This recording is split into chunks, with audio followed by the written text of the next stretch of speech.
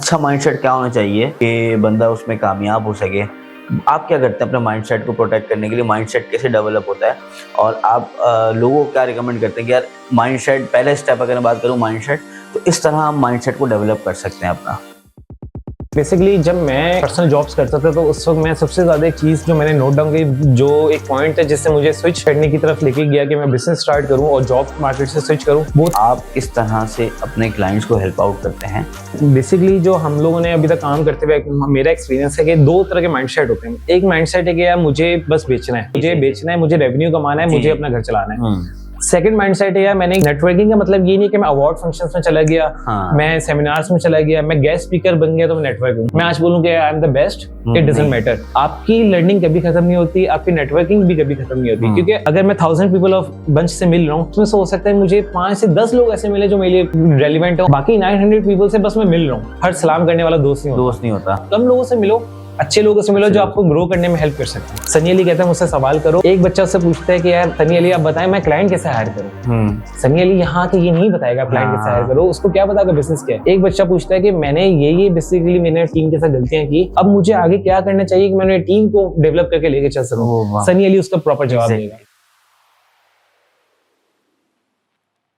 अस्सलाम वालेकुम वरहमतुल्लाहि वबरकातुहू। आज हमारे साथ जो मौजूद हैं वो हैं शहबाज भाई, और शहबाज भाई का एक्सपीरियंस डिजिटल मार्केटिंग और माशाल्लाह 200 से ज़्यादा जो है वो ब्रांड्स को ये सर्विसेज भी दे रहे हैं, और इनकी टीम है एक पूरी जो कि इसकी एड्स के ऊपर काम करती है, गूगल एड्स के ऊपर और डिफरेंट टाइप के एड्स के ऊपर। तो आज का मौजू हमारा यही रहेगा, इनसे बात करेंगे कि यार कोई भी बंदा डिजिटल मार्केटिंग कैसे शुरू कर सकता है, कैसे वो एजेंसी बना सकता है, क्या वो ऐसी हैबिट्स को अडॉप्ट करें कि वो उसमें कामयाब हो सके। तो सबसे पहले मैं चाहूंगा, अस्सलाम वालेकुम शहबाज भाई, कैसे हैं? खैरियत से हैं? अल्लाह का शुक्र, ऑल गुड। अच्छा शहबाज भाई, सबसे पहले थोड़ा सा इंट्रोडक्शन दे दें ताकि हमारी ऑडियंस जो है वो कनेक्ट कर ले आपसे कि यार आपका ये बैकग्राउंड है, उसके बाद फिर हम आगे चलेंगे। अच्छा, बेसिकली मेरा नाम शहबाज फयाज है, जैसे कि सब जानते हैं। सो मेरी एक एजेंसी है named as ads qualify. Ads qualify का जो बेसिकली विजन है वो क्लाइंट सर्विसिंग है इन ई कॉमर्स इंडस्ट्री। हम लोग डिफरेंट जो पाकिस्तानी बिल्ड ब्रांड्स हैं उनको हेल्प करते हैं to scale their business from I think 1 figure to next figure, और उसमें जो भी डिजिटल लैंडस्केप में जो उनके नीड्स हैं उनको फुलफिल करते हैं, क्लाइंट एक्सपीरियंस को फुलफिल करते हैं ताकि अपने बिजनेस को स्केल कर सकें और एक बेहतर पोजीशन पे लेके जा सकें। सो इस इंडस्ट्री में ऑलमोस्ट मुझे 8 इयर्स हो चुके हैं। वैसे एजेंसी को ऑलमोस्ट हमारे 2.5 इयर्स हो चुके हैं, और लास्ट 2.5 इयर्स में हमने तकरीबन 200 प्लस क्लाइंट्स को सर्विसेज दी हैं ई कॉमर्स के लिए। Very nice. अच्छा, इसके बारे में बताएं कि आपको कैसे इस तरफ आना हुआ, आपका बैकग्राउंड एजुकेशन का क्या था, और ये डिजिटल मार्केटिंग को क्यों चूज किया आपने? अच्छा, बेसिकली ये एक बड़ा पैराडाइम शिफ्ट इसको मैं कह सकता हूँ कि बड़ा डिफिकल्ट शिफ्ट था, क्योंकि मैंने जब अपना बैचलर्स किया फ्रॉम बेडी university in marketing, so obviously आपका एक माइंडसेट होता है जॉब वाली साइड पे, क्योंकि यूनिवर्सिटीज जो हैं वो आपका बिजनेस में भी माइंडसेट बना रही होती है कि आपने जॉब कैसे करनी है, आपने जॉब में बेटर परफॉर्म कैसे करना है, या आपने अच्छी जगह अप्लाई कैसे करना है। सो हमारा भी वही माइंडसेट था। बिजनेस का कोई एज सच ना मेरा कोई बैकग्राउंड रहा है, ना मेरे कोई फैमिली बैकग्राउंड रहा है बिजनेस में। I am the only one जिसने एक अपना बिजनेस स्टार्ट किया। तो ऑब्वियसली वो एक बड़ी डिफिकल्ट सिचुएशन थी। जब मैंने कॉर्पोरेट से बेसिकली जब स्टार्ट किया तो I started in Daraz.pk in marketing intelligence, और उसके बाद मेरा एक्सपीरियंस था ब्रिटिश काउंसिल में, डिफरेंट एजेंसीज में। फिर मैंने बेसिकली जब दराज को स्विच किया और दराज से मैंने रिजाइन लिया बहुत quickly, like after 20 to 25 days, क्योंकि वो थोड़ा सा एक डिफरेंट डिपार्टमेंट था, मुझे मतलब बहुत ज्यादा उसमें एक अच्छा मजा नहीं आ रहा था। तो मैंने बेसिकली जैसे ही इसको एक दराज को स्विच किया तो मुझे कहीं ना एक डिप्रेशन वाला मोड आना शुरू हो गया कि कैसे मैं अपने आगे करियर को लेके चलूंगा, मैं लेट ना हो जाऊं, क्योंकि पहले ही यूनिवर्सिटी से पहले आजकल जो हम देखते हैं बच्चे यूनिवर्सिटी से पहले ही अपनी कोई स्किल सेट बना के रेडी हो चुके होते हैं कि मार्केट में मैं एंटर हो सकता हूँ, या बड़ी यंग एज में वो एक फ्रीलांसर्स बन जाते हैं। लेकिन हमारे क्योंकि एक ऐसा बैकग्राउंड नहीं था, ना दोस्त यार में कोई ऐसा कोई सक्सेस हुई थी, तो दराज के बाद मैं काफी मतलब एक डिप्रेशन वाले मोड में था। लेकिन आहिस्ता आहिस्ता जो मेरी वाइफ है उन्होंने ही सजेस्ट की एक जॉब कि आप यहाँ पे ना फेसबुक एड्स को ट्राई करें, क्योंकि सोशल मीडिया का मेरा एक बड़ी शुरू से अफेक्शन रही है सोशल मीडिया के थ्रू। मेरी पर्सनल हॉबी भी यही है कि मैं डिफरेंट स्टोर्स को स्क्रॉल कर रहा होता हूँ, उनके प्रोडक्ट्स देख रहा होता हूँ और समझ रहा होता हूँ कि basically how they are working, इनका क्या प्रोसेस है और एंड गोल क्या है बेसिकली। सही। तो उसके बाद जब मैंने एक जगह स्टार्ट किया, वो एक मतलब फैमिली बिजनेस था, उन लोगों के इंसमामुल्लक की बेसिकली रिलेटिव्स थे। सही। तो वहां मैंने जब स्टार्ट किया तो वो एक बड़ी लो पे आउट जॉब थी मेरे लिए, लेकिन वहां बेसिकली मैंने वो क्रश समझ लिया था कि व्हाई फेसबुक एड्स वर्क और कैसे इसको हम यूज कर सकते हैं टू स्केल बिजनेसेस। तो मेरी पहली जॉब में मेरे जो ओनर थे उन्होंने मुझसे सवाल किया कि 15 ऑर्डर्स तुम्हें मंथली लेकर आने हैं, और मुझे फेसबुक एड्स का कुछ नहीं पता था। तो मैंने वो चैलेंज एक्सेप्ट किया। इनफैक्ट जब उन्होंने बोला आज हमें ये एड लाइव करना है, तो मुझे उस एड का भी नहीं पता था कि कैरोसेल एड लाइव करना है, क्या करना है, लेकिन I was ready to accept that challenge. उसके बाद आहिस्ता आहिस्ता वहां पे मैंने 6 मंथ 7 मंथ्स दिए, एक बेसिक फॉर्मूला समझा कि फेसबुक एड्स कैसे काम करते हैं, और क्योंकि अपने ऊपर एक कॉन्फिडेंस था कि यार मेरी एक कम्युनिकेशन स्किल्स काफी बेहतर है, मैं लोगों से बात कर सकता हूँ। और आई थिंक ये बहुत इंपॉर्टेंट होता है जब आप एक रिस्क लेने की तरफ जाते हैं कि यार मैंने इंडस्ट्री स्विच करनी है या जॉब से हट के मैंने बिजनेस की तरफ आना है, तो आपका माइंडसेट बहुत ज्यादा मैटर करता है। तो ऐसा ऐसा करते हुए बस वो एजेंसी डेवलप की, फ्रीलांस क्लाइंट्स हैंडल करना शुरू कर दिया। जब फ्रीलांस क्लाइंट ज्यादा हो गए, ऑलमोस्ट 20-25 प्लस हो गए, फिर मैंने बोला अब इसको ऐसा फ्रीलांसर स्केल करने की बजाय हम एजेंसी फॉर्म करते हैं ताकि एजेंसी का नाम बने। शहबाज फयाज का नाम बेशक साथ साथ बनते रहेगा, लेकिन मेनली एड्स कैलिफाई का नाम बनेगा तो हमारा बिजनेस ग्रो होगा। ऐसा ही है। तो ये छोटा सा बैकग्राउंड है। सही, बेहतरीन। अच्छा शहबाज भाई, ये मुझे बताइएगा कि एक अच्छी एजेंसी मार्केटिंग की वो किन बुनियादों पर खड़ी हुई होती है, मतलब क्या उसके बिल्डिंग ब्लॉक्स होते हैं? आप ये बताएं कि यार अगर एजेंसी के अंदर ये 3 4 5 चीजें होंगी तो मैंने देखा है कि वो बेहतर परफॉर्म करती हैं। अच्छा, सबसे पहले एजेंसी देखें, स्टार्ट करना बहुत आसान है। ऑब्वियसली आपको एक फेसबुक पेज चाहिए, एक वेबसाइट चाहिए। आपने बोला मैंने एजेंसी लॉन्च कर दी, वहां आपको फर्स्ट मतलब पोस्ट पे बहुत सारे कमेंट्स मिल जाते हैं, congratulations on your new launch. और आई थिंक वो एक बहुत आपका ना एक फैंटेसी पीरियड होता है। असल पीरियड स्टार्ट उसके बाद होता है, जब आप नेक्स्ट डे स्टार्ट करते हो लोग आपको कांग्रेचुलेशंस नहीं कर रहे, अब आपने बिजनेस के अंदर कदम रख दिया है, आपको फाइनेंशियल संभालना है, आपको सब चीजें। तो आई थिंक जो एक बेसिक फंडामेंटल है कि एजेंसी स्टार्ट करने से पहले आपके पास एक सॉलिड रोड मैप होना बहुत जरूरी है कि मुझे मेरी एजेंसी का क्या विजन है, मैं किस मार्केट में सर्व करना चाहता हूँ, और मैं खुद इतना आई थिंक एफिशिएंट हूं कि मैं अगर सोलली उसको लीड करके चलता हूं तो मैं उस मार्केट में एक अच्छा चेंज लेकर आ सकता हूं। सो माइंडसेट आई थिंक बहुत इंपॉर्टेंट है। Second thing is I think team formation. Team formation के बगैर आप कभी भी एक बड़े लेवल पे स्केल नहीं कर सकते, क्योंकि हम हमारे पास 24 आवर्स हैं, हमारे पास बड़ा लिमिटेड टाइम पीरियड है। उस टाइम पीरियड के अंदर अगर मैं अपने 24 आवर्स भी दे दूं तो मैं एक लिमिटेड अमाउंट ऑफ आउटपुट निकाल सकता हूं। लेकिन जहां मैंने अपने काम को एक्सपेंड करना शुरू किया, अपने पर्सनल बेनिफिट्स को छोड़ते हुए मैंने अपनी टीम को एक्सपेंड करना शुरू किया, तो मेरा बिजनेस भी उस तरह ग्रो कर रहा होगा, स्केल कर रहा होगा। एंड थर्ड थिंग कि आप किस तरह लीड करते हो अपनी टीम को। ऑब्वियसली आपकी टीम आपके विजन पे अलाइन होती है। एक मेंटोर, सीईओ जो भी लीड कर रहा होता है उसको जरूरी है कि वो बार बार अपने विजन को अपनी टीम के साथ डिस्कस करते रहे, ताकि उसकी टीम को पता हो कि हमारे सीईओ का, हमारी कंपनी का विजन है क्या, हमें कहाँ पहुंचना है। फिर वो चीज पहुंचना शुरू होती है। And then comes other departments के, जिसमें सेल्स आ जाते हैं कि आपने सेल्स पूरी टीम फॉर्मेशन कैसे करनी है, हमने सिस्टम्स किस तरह क्रिएट करने। So I think it's a very लेंथिंग प्रोसेस के अभी भी मैं उस लर्निंग फेज में हूँ कि और कैसे बेहतर करूं, क्योंकि देयर आर मल्टीपल एजेंसीज जो हमसे बहुत ज्यादा बेहतर कर रही हैं। तो हमें उनका विजन लेते हुए हम चल लें। आप ये देखते हैं कि आप किससे कॉम्पीट कर रहे हैं, आपके कॉम्पिटिशन है क्या। अगर मेरा कॉम्पिटिशन एक लो एंड एजेंसी है जो मेरे ही लेवल की चल रही है तो मेरा कंपटीशन नहीं है वो। ऐसा ही है। मुझे उससे इंस्पायर नहीं होना, मुझे इंस्पायर होना है बड़े से जो मुझसे बहुत बेहतर कर रहे हैं। मैंने उसको देखते हुए करना है कि मेरी कंपनी में क्या लूप होल्स हैं, क्या फॉर्मेशन में बेहतर कर सकता हूँ। एंड देन आहिस्ता आहिस्ता वो एक रोड मैप आहिस्ता आहिस्ता बनना शुरू होगा कि मुझे उस गोल को अचीव करना है। सही है। अच्छा शहबाज भाई, एक चीज और मैं यहाँ पे ऐड करूंगा कि अगर बिलफर्ज यहाँ पे 2 अप्रोचेस हैं। एक शख्स स्टार्ट करता है तो वो फ्रीलांसिंग से अपना जर्नी स्टार्ट करे या डे 1 से एजेंसी बना ले। सही है, क्योंकि बड़ा अच्छा फैंसी वर्ड लगता है एजेंसी, और तो अच्छा कुछ लोग स्टार्ट भी कर देते हैं लेकिन उनको बंद करना पड़ती है। तो आपका क्या रोड मैप है और आप क्या सजेस्ट करते हैं कि यार पहले बंदा इस तरीके, ये रोड मैप है, इस तरीके से आओ, ना इससे पहले ना इसके बाद में? अच्छा, जो मैं आजकल एक चीज देख रहा हूँ, थोड़ा सा ये एक डिटेल पॉइंट होगा कि लोग अपना जर्नी बहुत जल्दी स्टार्ट करने की तरफ जाते हैं, क्योंकि थोड़ा सा एक ऑब्वियसली सक्सेस स्टोरीज ने इतना ज्यादा मैनिपुलेट कर दिया माइंड को कि लोगों को लगता है जो एक सक्सेस स्टोरी शो कर रहा है उसको अचीव करना बहुत आसान है या वो प्रोसेस बहुत आसान है, जबकि प्रोसेस एक लेंदी है। और आई थिंक मैं उसको हमेशा अपनी टीम को भी कहता हूँ कि टनल है। टनल के अंदर से सपने गुजरना है, एक प्रोसेस से सपने गुजरना है, जब जाके आप at the second point of the tunnel पहुंच सकते हो। सो अगर आप अपना फ्रीलांस जर्नी स्टार्ट करना चाहते हैं, जो सबसे ज्यादा चीज आपको तंग करेगी that would be your comfort zone, कि हम कंफर्ट जोन में ही रहेंगे। आप एक young age 18 years old boy who is earning 1 lakh rupees, उसको पता है मेरी सारी जरूरियात पूरी हो रही है, मैं आज पॉकेट मनी में था, मुझे 1 लाख रुपए मिलने, अब मुझे इससे मजीद करने की क्या जरूरत है। सो वो उसमें कंफर्ट जोन में आ जाएगा, रिलैक्स हो जाएगा, उसके फाइनेंशियल्स पूरे हो रहे हैं। लेकिन एक बंदा जिसने अपने प्रोफेशनल करियर को ग्रो करना है तो वो एक स्टेप्स के थ्रू आ रहा होगा। लेट्स सपोज लोग पाकिस्तान में यूनिवर्सिटीज को बड़ा एक डिग्रेड करते हैं, कहते हैं यूनिवर्सिटीज फायदेमंद नहीं होती, लेकिन आई थिंक हर किसी को यूनिवर्सिटी जरूर जाना चाहिए। आपकी पर्सनल ग्रूमिंग यूनिवर्सिटी में होती है, ऐसे ही है। आपकी पूरी एक ओवरऑल पर्सनैलिटी चेंज आता है, आपके अंदर कॉन्फिडेंस आता है। जब आप स्टेज पे जाते हो प्रेजेंटेशन देने, सो आपके सामने जब 30-20 स्टूडेंट्स की क्लास होती है, आपको एक ऑब्वियसली कॉन्फिडेंस नहीं होता, वो चीज ऐसे ऐसे बिल्ड होती है। अब मैं जो देखता हूँ, कोई freelancers as soon as possible उन्होंने कोई काम सेटअप किया, अर्निंग शुरू किया, अब वो इंडस्ट्री में आ गए, वो बहुत सारी चीजों में लैग कर रहे होते हैं, प्रोफेशनल कमिटमेंट्स में लैग कर रहे होते हैं, कम्युनिकेशन में लैग कर रहे होते हैं, उनकी एक पर्सनल प्रेजेंस ऐसी होती है कि वो हो सकता है अच्छा अपनी जो फीड है फेसबुक की, उसमें मीम्स भी शेयर कर रहे हैं, इररिलेवेंट कंटेंट भी शेयर कर रहे हैं, और फिर एक्सपेक्ट कर रहे हैं कि हमें क्वालिटी क्लाइंट्स मिले। तो ये बहुत सारी चीजें मैटर करती हैं, जिससे आपकी आई थिंक सबसे पहले आपका एक माइंडसेट स्ट्रांग होना चाहिए कि अब मैं रेडी हूँ किसी से बात करने के लिए। उससे जब आप बात करते हैं, ऑब्वियसली देखें आपको छोटे क्लाइंट्स मिल जाते हैं कि उनको पता है फ्रीलांसर में इसको काम दे सकता हूँ। When you approach big clients, big companies, तो वो हमेशा आपके पर्सनल बैकग्राउंड को जरूर देखते हैं कि आपने कहाँ से पढ़ा हुआ है, आपका क्या बैकग्राउंड है, आपने किन लोगों से काम किया हुआ है। सो ये सब चीजें बहुत ज्यादा मैटर करती हैं कि आप अपना जर्नी स्टार्ट करने की तरफ लेके जाना चाहते हैं। सही है। आप ये कहते हैं कि इनिशियली फॉरेन कंपनी बना के, क्योंकि आपने जो बात कही ना वो कि जब आप कंपनी का बनाते हो ना कि यस मैंने स्टार्ट कर दिया, उसके बाद बड़े मैसेज आते हैं, कमेंट्स आते हैं, उसके बाद कोई नहीं पूछता आपको और आपने अकेले ही सर्वाइव करना होता है। अच्छा, मुझे एक और बात बताइए, आपने बात करी माइंडसेट की ना, तो एक अच्छा माइंडसेट क्या होना चाहिए कि बंदा उसमें कामयाब हो सके?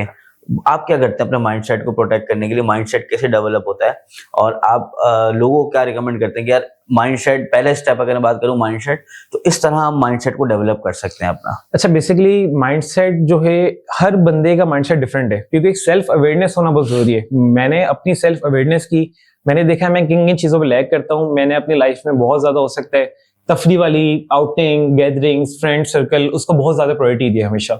सो जब मैंने ये रियलाइज किया कि यार मुझे अगर कुछ अचीव करना है, मुझे इसको कॉम्प्रोमाइज करना पड़ेगा। मैं डेली बेसिस पे दोस्तों में जा रहा हूँ, अब मैं नहीं जा सकता क्योंकि मेरे पास रिस्पॉन्सिबिलिटीज है, मुझे एक विजन अलाइन है। हो सकता है आपके साथ बैठने वाले बंदे का विजन डिफरेंट हो, तो आपने अपने विजन को सबसे पहले आइडेंटिफाई करना है कि मैं क्या करना चाहता हूँ, मैं क्या कर सकता हूँ, किस चीज को अचीव कर सकता हूँ।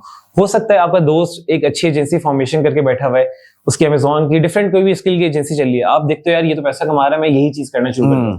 हो सकता है आप उसमें फेल हो जाओ, क्योंकि माइंडसेट एक ऐसी चीज है जो आपको एक्सपीरियंस के साथ आना शुरू होता है। स्टार्टिंग माइंडसेट आपका बहुत ज्यादा एक फास्ट पेस में चल रहा होता है कि मुझे चीजें जल्दी अचीव करनी है, लेकिन जब आप उस प्रोसेस में आते हो ना, तो आपको हार्डशिप्स फेस आना शुरू होते हैं। अब जब मैंने एजेंसी फॉर्म की, तो एजेंसी से पहले जब मैं फ्रीलांसर था, I was earning a quite good amount. मतलब मैं एक्सपेक्टेशन से ज्यादा अर्न कर रहा था, मतलब मेरी फैमिली में भी कोई इतना अर्न नहीं कर रहा होगा, तो मुझे उस वक्त लग सकता था कि यार अब तो कंप्लीट है लाइफ, मतलब सारे शौक पूरे कर सकता हूँ, गाड़ी ले सकता हूँ, घर ले सकता हूँ, मोबाइल ले सकता हूँ, तो लेकिन स्टिल मुझे कुछ अचीव करना था। व्हेन आई फॉर्म्ड एड्सकैलिफाई, सो हमारे एड्सकैलिफाई में फर्स्ट ईयर ऐसा गुजरा है कि उसमें I was not earning anything, और मुझे एम्प्लॉइज की सैलरीज देनी है। अब उस मौके पे कोई कंग्रेचुलेशंस करने नहीं आता आपको, वो चीज आपने खुद फेस करनी है। आपके बैंक में फाइनेंशियल्स कितने, आपके एम्प्लॉइज की फर्स्ट डेट को सैलरी रिलीज होनी है, आपने किस तरह प्रिपरेशन की बीएस की, तो वो चीज में मैंने आई थिंक बहुत एक लंबा अरसा अपनी पर्सनल बेनिफिट्स को कॉम्प्रोमाइज किया। और मैंने सोचा यार अगर मैंने टीम को नहीं लेके चला ना, मैंने सिर्फ अपने पैसे कमाने, अपने आप को अमीर करना है,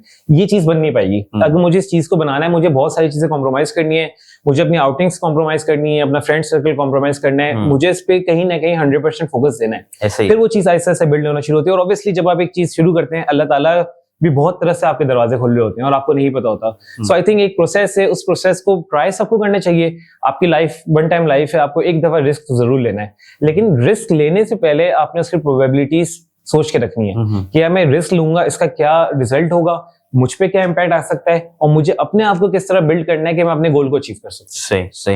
अच्छा, मुझे टीम मैंने आपने बात करी दरमियान में उसकी एम्प्लॉयज की और टीम की, तो आप टीम को किस तरह मैनेज करते हैं और उसकी क्या क्वालिटीज होती हैं, क्या उसके जो है ना बेसिक फंडा है टीम बनाने का, इसके बारे में बताएं।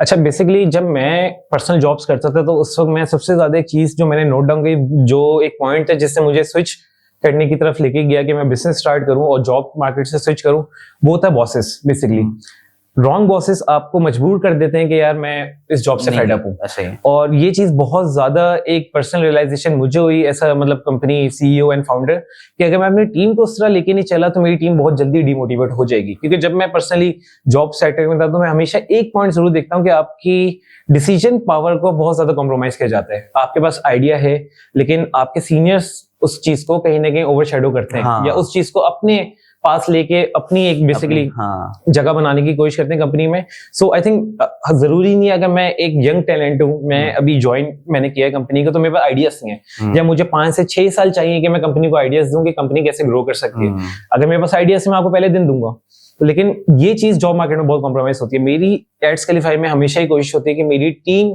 100% अपने डिसीजन पावर को सामने रखे। आइदर वो नेगेटिव कोई कमेंट हो सकता है, मेरे खिलाफ भी हो सकता है, लेकिन मैं उस चीज को हमेशा एक्सेप्ट करता हूँ, क्योंकि अगर आपने टीम को लेके चलना है, आपने टीम को हमेशा साथ लेके चलना है, आपका विजन साथ होना चाहिए, आपकी मेंटेलिटी, उनकी मेंटेलिटी आपको बहुत ज्यादा पता होनी चाहिए, और उनके प्रॉब्लम्स को आपने हमेशा, एक कहते हैं कि आप एक्टिव लिसनर जरूर बनो सबसे पहले, फिर आप अपनी बात को सामने रखो। जब तक आप अगली की बात सुनोगे नहीं, उसके मसले सुनोगे नहीं, आप सिर्फ उसको पुश कर रहे हो टुवर्ड्स, मतलब उसने एक दिन रिजाइन करना है। अगर आपने उसको लॉन्ग टर्म लेके चलना है, आप चाहते हो कि आपके साथ वो एक लॉन्ग जर्नी में आपका एक पिलर बन के रहे कंपनी का, तो आपने उसके हर मसले को सुनना है, उसको समझना है, एंड देन सॉल्यूशन की तरफ जाना है। सो ऑब्वियसली बहुत सारी इंसान की प्रायोरिटीज होती हैं, लेकिन जब आप टीम मैनेज कर रहे हो, I think team is one of the most important priority जो आपको रखनी चाहिए अपनी लाइफ। सही।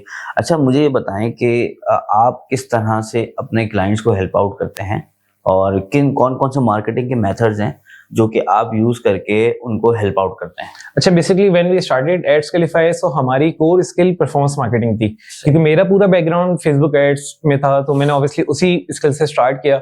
हम लोगों ने डिफरेंट क्लाइंट्स को ऑनबोर्ड करना शुरू किया। शुरू में आप अपने पसंदीदा क्लाइंट को ऑनबोर्ड नहीं करते, शुरू में आपको सिस्टम्स चलाने, आपको कैश फ्लोज चलाने, सो आप हो सकता है क्वांटिटी की तरफ फोकस करें।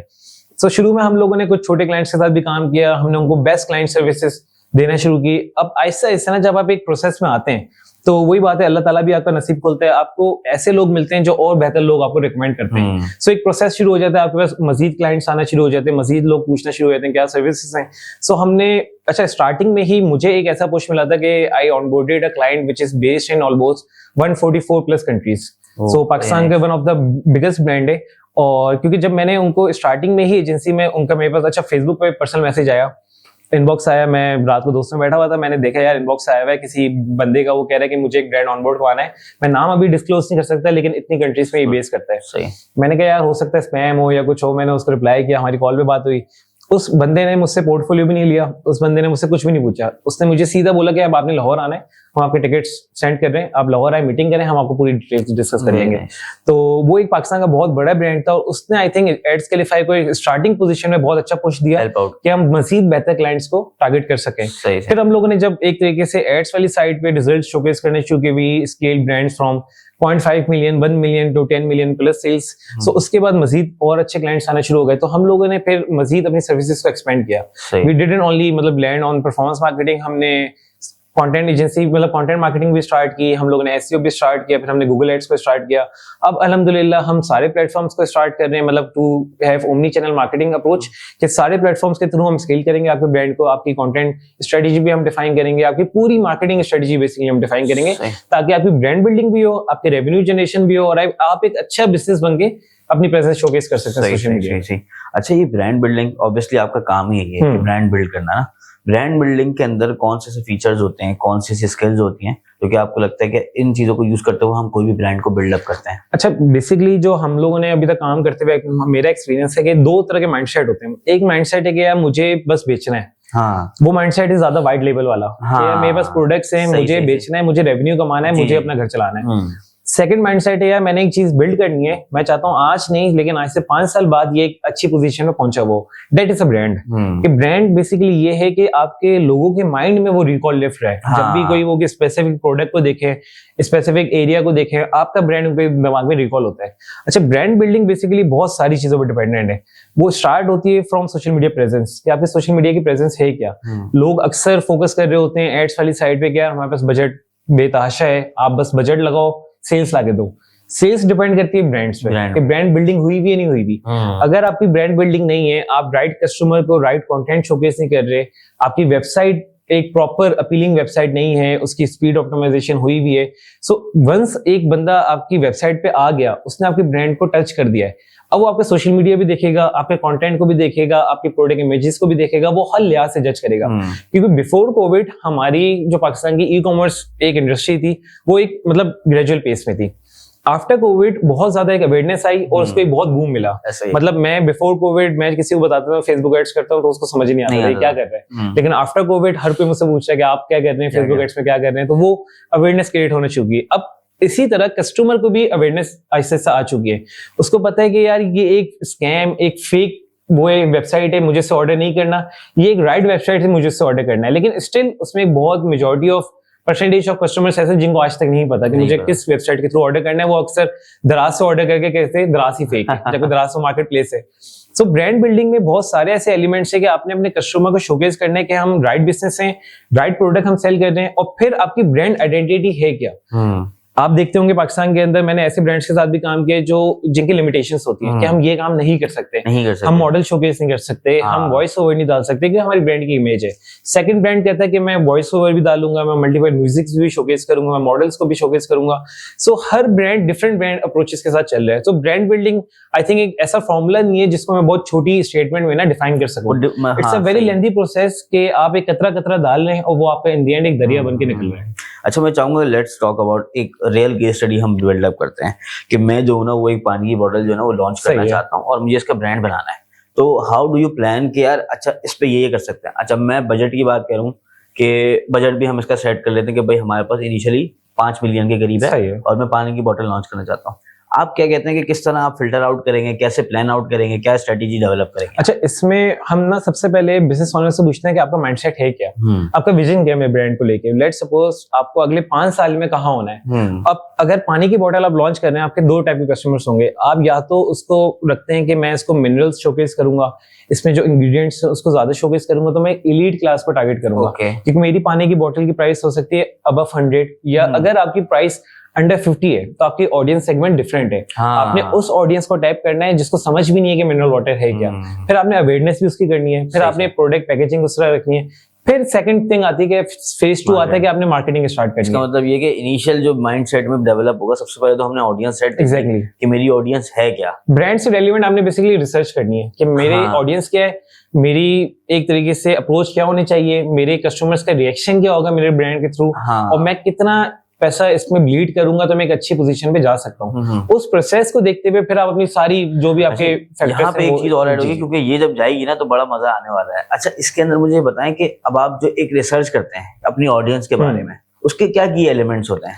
अच्छा, पर्सनली ये होता है कि अगर आप एक नीश में काम करते हैं, लेट्स सपोज मैंने एक फुटवेयर ब्रांड को ऑनबोर्ड किया, अब मेरे पास ऑब्वियसली उस फुटवेयर ब्रांड के रेफरल से भी बहुत सारे फुटवेयर ब्रांड्स आएंगे और न्यू फुटवेयर क्लाइंट्स भी आएंगे। तो मेरे पास आज एक क्लाइंट है, हो सकता है 10 क्लाइंट हो जाए।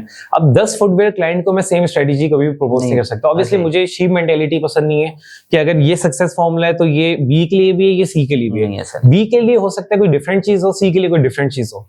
एड्स वाली साइड भी जहां आती है, मैं देखता हूँ कि कुछ स्टोर्स में आप देखते होंगे कि वीडियो बहुत ज्यादा वो शोकेस कर रहे होते हैं, कुछ स्टोर इमेजेस बहुत शोकेस कर रहे होते हैं, कुछ स्टोर्स ऐसे हैं जो इन्फ्लुएंसर्स पे बहुत ज्यादा फोकस कर रहे हैं। हर ब्रांड का फॉर्मूला ऑफ सक्सेस डिफरेंट है, तो उनको डिफरेंट फॉर्मूला के थ्रू जाना है सक्सेस की तरफ। सही।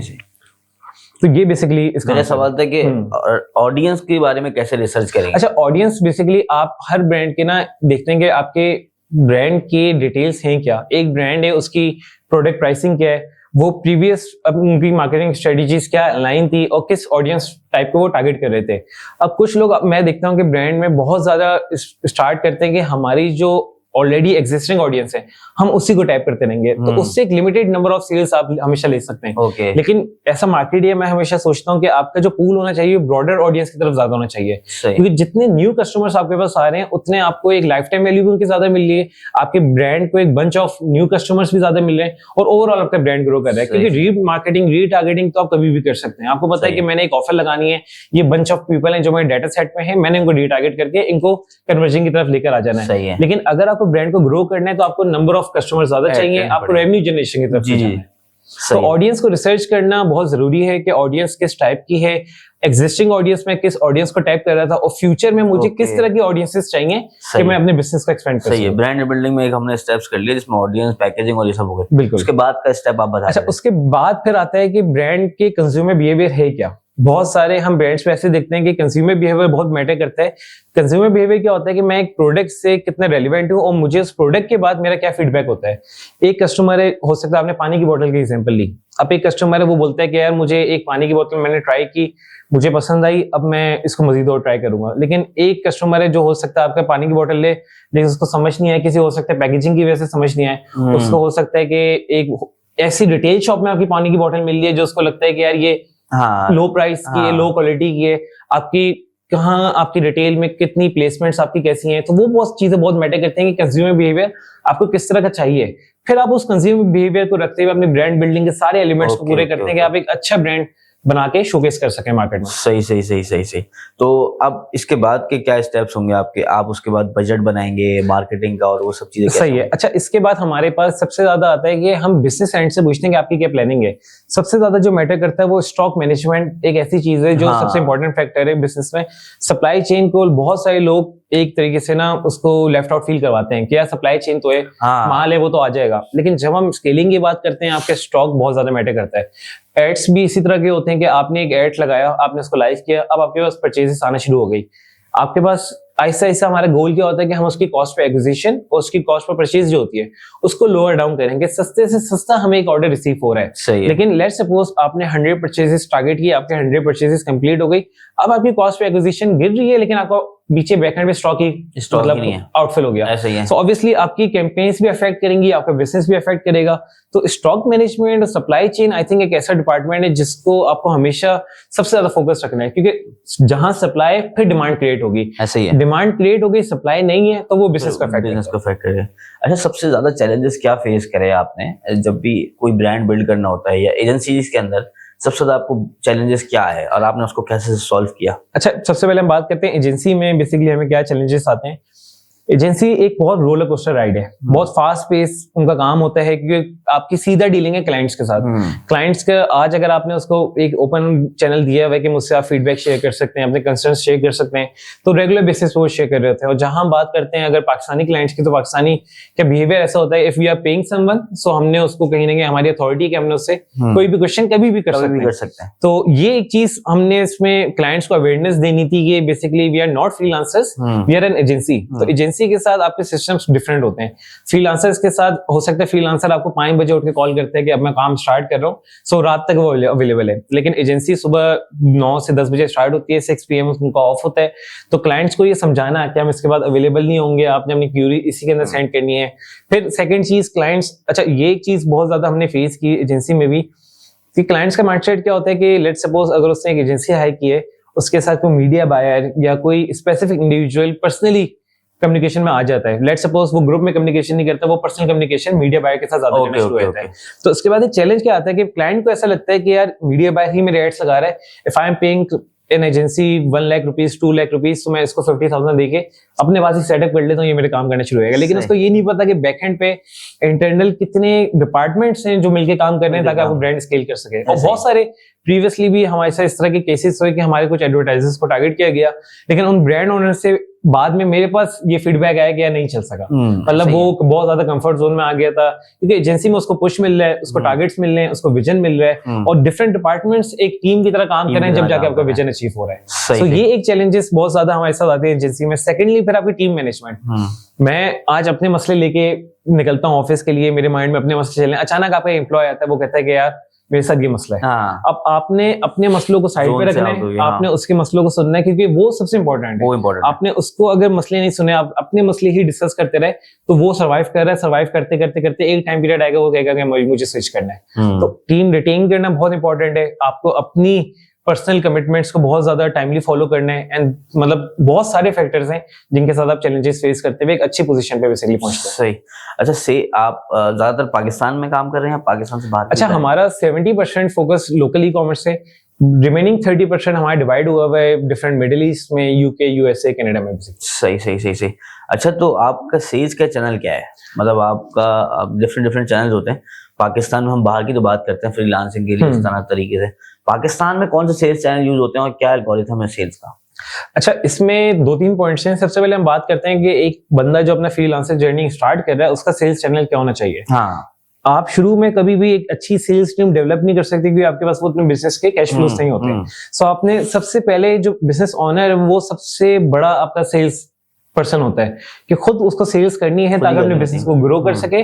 जब उसके पास सफिशिएंट अमाउंट आ जाए देन वो सेल्स की टीम डेवलप करना शुरू करेगा। सो ऐसा बिजनेस ओनर आपके पास सेल्स की क्वालिटी होना बहुत जरूरी है। सो हमने जब स्टार्ट किया तो मैं पर्सनली खुद सेल्स डील करता था, डिफरेंट क्लाइंट्स को आउटरीच करता था, उनको ऑनबोर्ड करवाता था और मैंने हमेशा अपनी सोशल मीडिया प्रोफाइल्स को ऐसा रखा है कि ये मेरी एक सीवी है।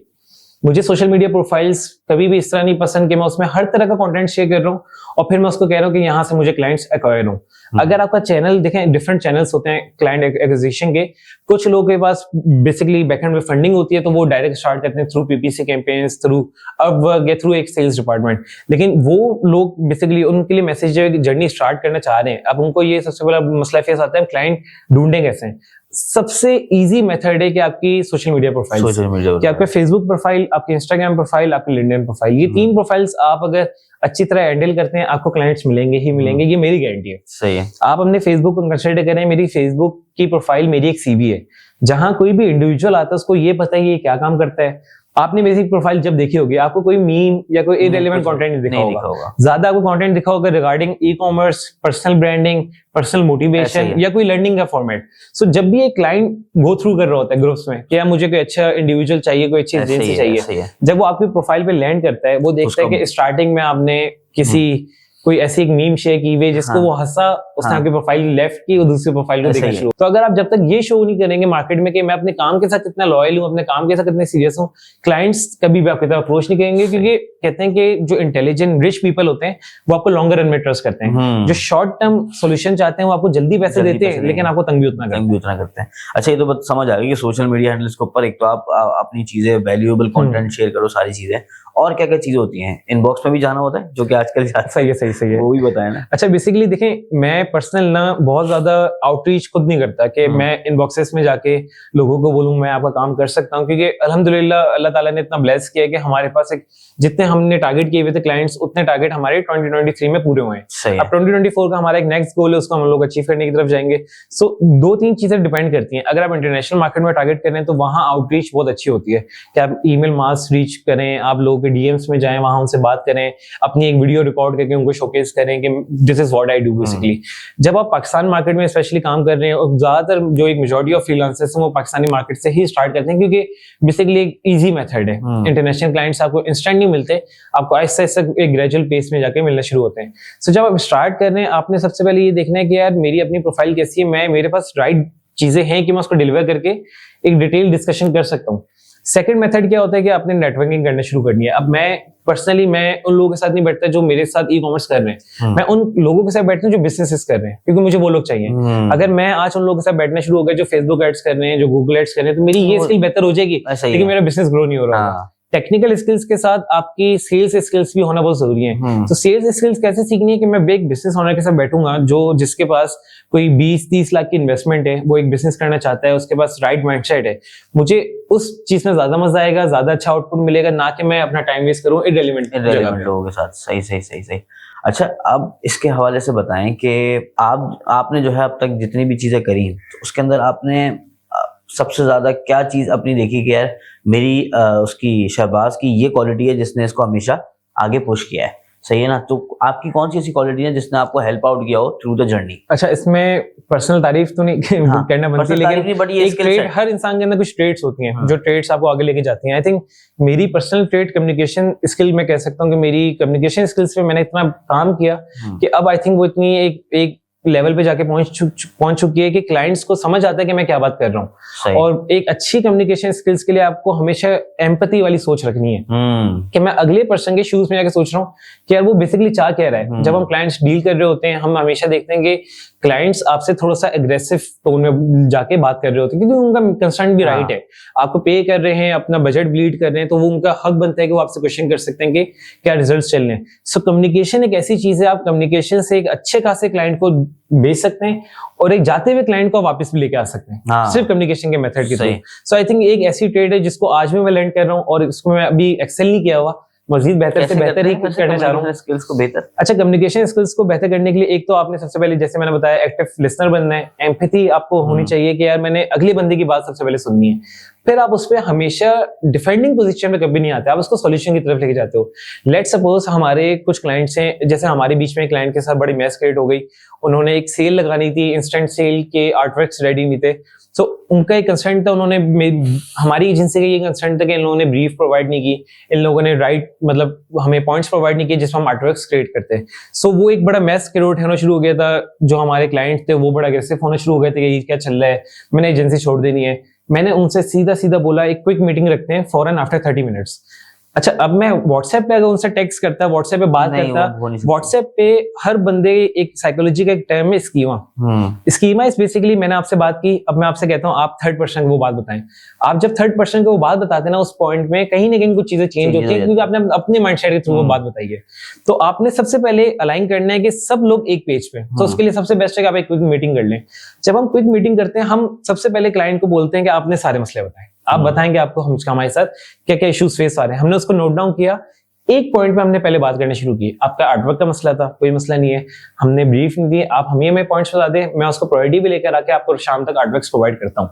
क्लाइंट का एक कंसर्न तक कंप्लीट हो गया। सेकंड कंसर्न क्लाइंट का कि मुझे अपडेट ग्रुप्स में सही नहीं मिल रही, आपने अपनी टीम को फॉलो किया, टीम को बोला कि यार guys this is a very good client, हमने इसको बेस्ट सर्विसेज देनी है, अब हमने इस अप्रोच से चलना है। टीम अलाइन हो गई, क्लाइंट अलाइन हो गया, आपने मीटिंग फिनिश की, चीजें वापस एक अच्छी पोजीशन में जाना शुरू हो गई। सो कम्युनिकेशन एक ऐसी चीज है, आपने इस्लाम में हमारे एक मतलब पैगंबर गुजरे मुसैब बिन उमर, हजरत मुसैब बिन उमर की अगर आपने कहानी सुनी हो, वो टोटली कम्युनिकेशन का एक एग्जांपल है। जब उनको हजूर सल्लल्लाहु अलैहि वसल्लम ने बोला कि यार तुमने जाना है और तुमने फैमिलीज को दावत देनी है इस्लाम की, तो उनको ब्रांड एम्बेसडर बना के भेजा गया इस्लाम का, क्योंकि वो एक बहुत रिच फैमिली से थे, उनका बैकग्राउंड बहुत रिच था। कहते हैं कि जहां से मुसैब बिन उमर गुजरते थे तो उन गलियों में खुशबू रह जाती थी, वो इस तरह की इतर लगाते थे, परफ्यूम्स लगाते थे, कपड़ा उनका ईरान से बनकर आता था, जूते उनके कहीं और से बन के आते थे।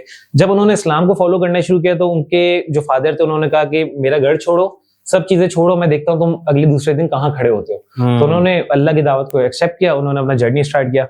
लेकिन कहने का मकसद क्या है कि जब उनको रसूलुल्लाह सल्लल्लाहु अलैहि वसल्लम ने बोला कि आप जाएं दावत दे, तो उन्होंने जाते के साथ 12 से 13 फैमिलीज को इस्लाम कबूल करवा दिया, सिर्फ अपनी कम्युनिकेशन स्किल्स पे। वो लोग आर्ग्यू करते थे, वो कहते थे आप मेरी बात सुने, मेरी बात सुने, मेरी बात सुने। जब बात सुनने के लिए वो रेडी हो जाते थे, वो कुरान की तिलावत पढ़ के सुनाते थे, लोग वहाँ वेरी नाइस एक्सेप्ट कर लेते इस्लाम। तो कम्युनिकेशन एक ऐसी चीज है जो हमें दीन सिखाते हुए आ रहा है कि आपने लोगों से कैसे बात करनी है, लोगों का दर्द समझना है, कोई दुआ दे रहा है तो आपने बैकएंड पे दोबारा उसको दुआ देनी है। तो ये सब एक कम्युनिकेशन का प्रोसेस है जो हमें लाइफ में हेल्प करता है। सही है। तो शहबाज भाई ये बताइए कि आपकी लर्निंग रिसोर्सेज क्या है ना, आप अपना दिन में लर्निंग के ऊपर कितना टाइम गुजारते हैं महीने के अंदर? तो कुछ टेक्निकल स्किल्स और साथ में सॉफ्ट स्किल्स ना, तो उन दोनों को नरिश करने के लिए आप अपनी लाइफ में क्या करते हैं? अच्छा, बेसिकली ये एक बड़ा अजीब सा कॉन्सेप्ट लगेगा, मैंने अपने पूरे 8 इयर्स के करियर में आज तक एक कोर्स भी नहीं किया। सही, मतलब कोई भी कोर्स नहीं किया regarding technical skills, soft skills. मैं हमेशा कोशिश करता हूँ कि मैं टेस्ट करूं, खुद फिजिकली उस चीज में आऊं। फेलियर आएगा मुझे एक्सेप्ट है, लेकिन मैं वो चीज जल्दी सीखूंगा, इंस्टेड मैं बुक वाले फॉर्मूला को फॉलो करना शुरू करूं। लेकिन इस पे मैं यही कहता हूं कि अगर मैं कर रहा हूं जरूरी नहीं है आपने भी ये करना है। हर इंसान की माइंडसेट, उसका अडॉप्ट करने का तरीका, उसका बिहेवियर डिफरेंट होता है। कुछ लोगों को बुक्स पढ़ना बहुत पसंद होती है, मुझे पर्सनली बुक्स पढ़ना इसलिए नहीं पसंद क्योंकि मैं एक जगह पे बहुत देर नहीं बैठ सकता। सही है। मैं बड़ा फास्ट पेस बंदा हूँ, मैं कहीं यहाँ होता हूँ कभी वहां होता हूँ, मेरा माइंड सेट वहां होता है। सो बुक पढ़ने के लिए आपको बड़ा काम नेचर चाहिए, लेकिन स्टिल वो बुरा नहीं है। जो लोग पढ़ रहे हैं उनको उतना बेनिफिट हो रहा है। तो हर बंदे की अलग अलग डिफरेंट एक साइकी है कि मुझे अपनी लर्निंग स्किल्स किस तरह रखनी है। मैं उसको ज्यादा टेस्टिंग वाले फेज में रखता हूँ। आप कहते हैं कि एक्सपेरिमेंट्स करके फिर सीखते हैं, सही है ना? लेकिन कोई मेंटोर है या कोई है जहाँ कभी कभार ऐसा होता होगा कि आप भी फंसते होंगे, बिल्कुल, तो फिर उसके लिए क्या करते हैं? अच्छा, बेसिकली हम लोग ये करते हैं कि मेरी टीम है एडस्केलिफाई की, मैं कहता हूं कि मैं किसी मेंटोर को जाके बाहर अपने कंसर्न्स बताऊं, मैं टीम को कंसर्न्स बताता हूं, क्योंकि मेरी टीम मेरे साथ दिन के 9 घंटे गुजार रही है। मेरे साथ मेंटोर हो सकता है वीकली 2 घंटे गुजारता हो, एक दफा मिलता हो, तो मेरी लाइफ का क्रश उसको नहीं पता जितना मेरी टीम को पता है। सो मैं अपनी टीम के जो अपर मैनेजमेंट के लोग हैं, अल्लाह का शुक्र है इतना अल्लाह ने अच्छे लोग ब्लेस किए हैं कि मैं उनसे अपने मसले डिस्कस करता हूँ। वहां से हम म्यूचुअल डिसीजन निकालते हैं कि हमने कंपनी बेनिफिट को किस तरह लेके जाना है। मैं हमेशा एक फ्राइडे या मंडे को एक मीटिंग रखता हूँ हर वीक में, उसमें मैं अपने एम्प्लॉयज को बोलता हूँ आपने सिर्फ आज बुराई बतानी है कि इस कंपनी में क्या क्या मसले हैं, हम क्या क्या चीजें सॉर्ट कर सकते हैं। जब आप एक बंदे को इतना ओपन फ्रीडम देते हो कि वो बोल सकता है नेगेटिव, तो उस बंदे को पता है कि यार अब मैंने भी मेहनत करनी है ताकि मैं एक अच्छा पार्ट बन के इसको ग्रो करना शुरू कर दूंगा। सो कुछ मतलब वो मसले हैं जिनसे मैं डिस्कस करता हूँ। सेकंड फिर मेरी फैमिली। आई थिंक फैमिली एक ऐसा पार्ट होती है जो आपको विदाउट एनी बेनिफिट आपको एडवाइस करते हैं हमेशा। और लोग सबसे बड़ा मसला यही करते हैं कि लोग बाहर जाके मदद ढूंढना शुरू करते हैं जबकि फैमिली से डिस्कस नहीं करते। और एक मेंटेलिटी होती है मैंने अपनी फैमिली को सब नहीं बताना वरना मेरी फैमिली मुझसे एक्सपेक्टेशंस रखना शुरू कर देगी। वो बोलेंगे यार इतना कमा रहा है तो हमारे घर के कुछ है, वो आपकी रिस्पॉन्सिबिलिटी है। आप आज नहीं कल अपनी शादी के बाद तो जरूर फुलफिल करोगे ना चाहते हुए भी, क्योंकि लाइफ इसी तरह वर्क करती है। सो आपने अपनी फैमिली के साथ डिस्कस करना है, आपकी फैमिली आपको जरूर एडवाइस करेगी, लेकिन इन दी एंड आपका जो डिसीजन है वो आपके पर्सनल हाथ में होना चाहिए। मैंने कभी भी हमेशा एक सोच रखी है कि जो डिसीजन होता है वो आप किसी दूसरे के कहने पे ना लो। आपको उसमें कहीं ना कहीं एक पॉइंट पे अगर रिग्रेट होता है कि यार मैंने इस बंदे से पूछा था, उस बंदे की वजह से मेरा ये ब्लेम है। आप सुनो सबकी, करो अपनी, वो अलग कॉन्सेप्ट है। डिसीजन के क्या एल्गोरिथम्स हैं, डिसीजन किस तरह लेते हैं? अच्छा, डिसीजंस कभी कभी बहुत ज्यादा क्विक डिसीजंस लेने होते हैं। When you are a CEO and a founder, so obviously आपका मेन काम ही डिसीजन मेकिंग है कि आपने दिन के 4 डिसीजन लेने, लेकिन वो 4 डिसीजन आपको ग्रोथ की तरफ लेके जाएं। सो हम लोग सबसे पहले आइडेंटिफाई करते हैं कि प्रॉब्लम है क्या, प्रॉब्लम के पीछे बैकएंड जो उसकी मेन ट्रस्ट है वो है क्या, क्यों प्रॉब्लम बन रही है। अगर मैंने इस प्रॉब्लम को सॉल्व किया तो मैं इसको शॉर्ट टर्म सॉल्व करने की तरफ लेके जा रहा हूँ या मैं इसको लॉन्ग रन सॉल्व करने की तरफ लेके जा रहा हूँ। शॉर्ट टर्म सॉल्व क्या होगा कि मैंने बस for the sake of just doing वो चीजें करनी है, क्लाइंट को हाँ बोलते ना, सुना भी नहीं, मैंने बोला बस सही हो जाएगा। लॉन्ग अप्रोच क्या है कि मैंने उसको भी बताना है कि आपकी तरफ से हमें ये चीजें चाहिए, आपकी तरफ से हमें ये कुछ लूप होल्स हैं जो हम जिसकी वजह से हार्डशिप फेस कर रहे हैं। अगर आप इन चीजों को सॉल्व करेंगे हम लोग और एक बेहतर पोजीशन की तरफ जा सकते हैं। सो डिफरेंट होते हैं, कुछ हमारे बहुत शॉर्ट टर्म डिसीजंस होते हैं जो हमें हेल्प करते हैं, कुछ हमारे लॉन्ग टर्म डिसीजंस होते हैं जो कंपनी पिलर्स की तरह काम कर रहे होते हैं और कंपनी को फॉर्म कर रहे होते हैं। सही। अच्छा, सिस्टम्स की आपने बात करी कि आप जब कंपनी बनाते हो, मुझे भी सबसे ज्यादा शुरुआत में इसी में प्रॉब्लम आई। और सिस्टम्स बिल्डिंग जो होते हैं ना, जैसे कि आपने एक एचआर का सिस्टम बना दिया, एसओपीज बना दी, ये बना दिया, तो आपको लगता है कि एजेंसी के अंदर, एक अच्छी कंपनी के अंदर कौन कौन से सिस्टम्स प्रायोरिटी देते हैं कि यार ये सिस्टम जो है ना वो बना दिए जाएं शुरू के अंदर? अच्छा, बेसिकली जब आप कंपनी स्टार्ट करते हो ना तो आप इंस्टेंट सिस्टम्स नहीं बना सकते। लेट्स सपोज मैंने जब कंपनी स्टार्ट किया, हम लोग का भी हर किसी का विजन होता है यार मैंने सबसे पहले सिस्टम्स बनाने, मेरी जो भी टीम ऑनबोर्ड होगी उसको सिस्टम्स को समझना है और उनको वो फॉलो करना है। लेकिन हो सकता है आपका एक सिस्टम ऐसा हो जिससे एम्प्लॉइज ही एग्री ना करें या एम्प्लॉइज बोले बेसिकली कि ये सिस्टम हमें समझ नहीं आ रहा। सो आप सबसे पहले एक ऑब्वियसली आपका एक फाउंडेशन तो बन जाती है बिजनेस के बाद कि यार ये मेरे डिपार्टमेंट्स हैं, ये लीड्स हैं, इनको ये लोग रिपोर्ट कर रहे होंगे और इस तरह बेसिकली सिस्टम चल रहे होंगे। फिर आता है कि आपके मजीद इन डेप्थ और सिस्टम्स होते हैं जिसको माइक्रो सिस्टम्स भी कहते हैं कि लेट्स सपोज आपकी रिपोर्टिंग का क्या फॉर्मेट है, आपके काम अलाइन किस तरह हो रहे हैं, आप वर्बली काम अलाइन कर रहे हो या वो किसी सिस्टम के थ्रू हो रहे हैं। सिस्टम्स बेसिकली हम बनाते हैं ताकि हम अपने टाइम को मैनेज कर सकें, हमें ये पता हो कि हम कितना टाइम पीरियड लगा के एक आउटपुट हमें मिल रहा है या कितना टाइम पीरियड लगा के हम अपने इंटरनल डेवलपमेंट कितनी कर रहे हैं। अगर मैं ग्राफिक डिजाइनिंग की बात करता हूँ, आपके ग्राफिक डिजाइनर्स हैं लेकिन आप उस ग्राफिक डिजाइनर्स को राइट ब्रीफ नहीं देते, आप वर्बली बताते हो कि यार मुझे ये प्रोडक्ट है, ये कंटेंट चाहिए। अब डिजाइनर बैठेगा, वो अपनी क्रिएटिविटी लगाएगा, अपना माइंडसेट लगाएगा, जो डिजाइन 2 घंटे में बनना था वो 4 to 5 आवर्स में जा रहा है। तो ऑब्वियसली आपकी प्रोडक्टिविटी कम हो गई। तो सिस्टम्स आपने इस तरह क्रिएट करने हैं कि आपकी प्रोडक्टिविटी ज्यादा हो, आपका टाइम कम से कम कंज्यूम हो, ताकि ज्यादा से ज्यादा लोग काम कर सकें, लोग भी अलाइन हो और उनको भी मजा आए। विदाउट सिस्टम्स एम्प्लॉयज को भी समझ नहीं आता कि हमारा विजन है क्या, हमारी क्या रिपोर्टिंग फॉर्मेट है और मुझे एक अकाउंटेबल किस तरह करना है एम्प्लॉयज को। तो वो सारी चीजें डिपेंड करती है सिस्टम्स पे। सही है। बीइंग अ सीईओ या फाउंडर, आप अपने आप को कैसे मैनेज करते हैं? आपके फाइनेंसेस, आपके फिजिकल एस्पेक्ट, आपके मेंटल एस्पेक्ट, ये सब चीजें आपको अपनी लेके चलनी पड़ती है। एग्जैक्टली। तो आप किस तरह मैनेज करते हैं? अच्छा, स्टार्टिंग में तो जैसे मैंने आपको बताया था कि इन द फर्स्ट 1 ईयर मुझे बड़ा मुश्किल फेस आई थी क्योंकि मैं एक फ्रीलांसर बड़ी अच्छे अमाउंट अर्न कर रहा था। जब मैंने एजेंसी फॉर्म की तो वो एक बड़ी मॉनेटरी बेनिफिट कम होना शुरू हो गए थे, लेकिन उस टाइम पीरियड में मेरी शादी नहीं हुई थी। तो आपको कहीं ना कहीं आप एक सिंगल लॉयन होते हो तो आपको पता है कि यार मैं सर्वाइव कर जाऊंगा, मुझे अपनी नीड्स पूरी करनी है, मेरी क्या ही नीड्स होंगी, मतलब मुझे ज्यादा से ज्यादा कुछ खर्चा चाहिए कि मैं अपना दिन गुजार सकूं। सो वो टाइम पीरियड मैंने गुजारा, लेकिन कोशिश यही थी कि हम अपने कैश फ्लोस को बेटर करना शुरू करें और एक टारगेट रखा हमने क्लाइंट्स का कि इतने क्लाइंट्स आएंगे तो मेरे कैश फ्लो बेहतर होना शुरू होगा। अभी भी इनफैक्ट मैं जो एक तरीके से हमेशा पे आउट लेता हूँ वो 1% ऑफ कंपनी का लेता हूँ किसी महीने कंपनी बहुत अच्छा प्रॉफिट करती है, किसी महीने कंपनी बहुत कम प्रॉफिट करती है, लेकिन स्टिल मैंने अपनी एक परसेंटेज डिसाइड की हुई है कि इतना प्रॉफिट होगा तो मैं इतनी परसेंटेज लूंगा, इतना प्रॉफिट लॉस होगा तो मैं इतनी परसेंटेज सही लूंगा, से मंथली, ताकि सिस्टम्स या कैश फ्लो हमारा इफेक्ट नहीं हो, हमारे सिस्टम भी चलते रहे। और मैं एक चीज ग्रो कर रहा हूँ, मैं आज एड्स क्वालिफाई को अगर 2 साल हुए तो एड्स क्वालिफाई पोजीशन पे उसकी एक वर्थ है। अगर मैं ऐसी चीज को 10 साल मजीद देता हूँ तो 10 साल बाद एड्स क्वालिफाई की डिफरेंट वर्थ होगी। ऐसे तो उस वक्त मेरी पर्सनल ग्रोथ भी होगी, मेरी मॉनेटरी बेनिफिट्स भी पूरे हो रहे होंगे, तो मैं उस विजन के लिहाज से चलता हूँ। तो आपने बिजनेस में आते के साथ ये नहीं सोचना कि यार अगर मेरी टीम है और मेरा बिजनेस 10 लाख रुपए कमाना है तो मैंने 5 लाख रुपए तो मेरे हैं, सबसे बड़ी 5 लाख में मैंने बिजनेस चलाना है। सही है, सही। और सबसे बड़ी गलती यही होती है। इसमें एक चीज और ऐड करूंगा, आप जैसे कि परसेंटेज लेते ना, कुछ लोग ऐसे हैं जो शुरुआत में हमने ऑब्वियसली मशवरा भी किया, तो उन्होंने कहा कि सैलरी अपनी बना लो कुछ ना कुछ ना, उसके बाद आप जैसे कि अपग्रेड करते रहो, बट वो आपको मसला है, लेकिन कभी बिजनेस को अपना नहीं समझो। एग्जैक्टली। उसमें ये है कि अगर आपने समझ लिया ना कि अच्छा मैंने इस महीने इतना प्रॉफिट किया और आपने बोला यार ये तो मैं ये कर लेता हूँ, तो फिर तो आप गए। और ये मेरे ख्याल से सभी अपने वक्त के साथ साथ सीख ही लेते हैं ना, एक्सपीरियंसेस बता देते हैं। ऑब्वियसली देखिए मैं शुरू में अगर ज्यादा पे आउट लेता हूँ, मैं ये देखता हूँ 1 साल बाद कि यार मैं तो ग्रो ही नहीं कर पा रहा, मैंने कोई दूसरी सर्विस ही डेवलप नहीं की, या मैंने कोई दूसरा डिपार्टमेंट ही लॉन्च नहीं किया जो मुझे मजीद बिजनेस दे सकता ऐसा ही है। अब मेरी क्या अप्रोच है कि यार अगर मेरे पास एक एक्स अमाउंट आ रहा है जो प्रॉफिट में, मैं उस एक्स अमाउंट से अपनी गाड़ी चेंज कर सकता हूँ, या मैं उस एक्स अमाउंट से अपना प्रोडक्शन सेटअप कर सकता हूँ जो एड्स बनाएगा, वन स्टॉप सॉल्यूशन देगा, मेरा बिजनेस वहां से ग्रो करेगा, तो मुझे मजीद अच्छी गाड़ी मिल सकती है। सही। तो वो वाला माइंडसेट कैरी करना आपको बहुत इंपॉर्टेंट है।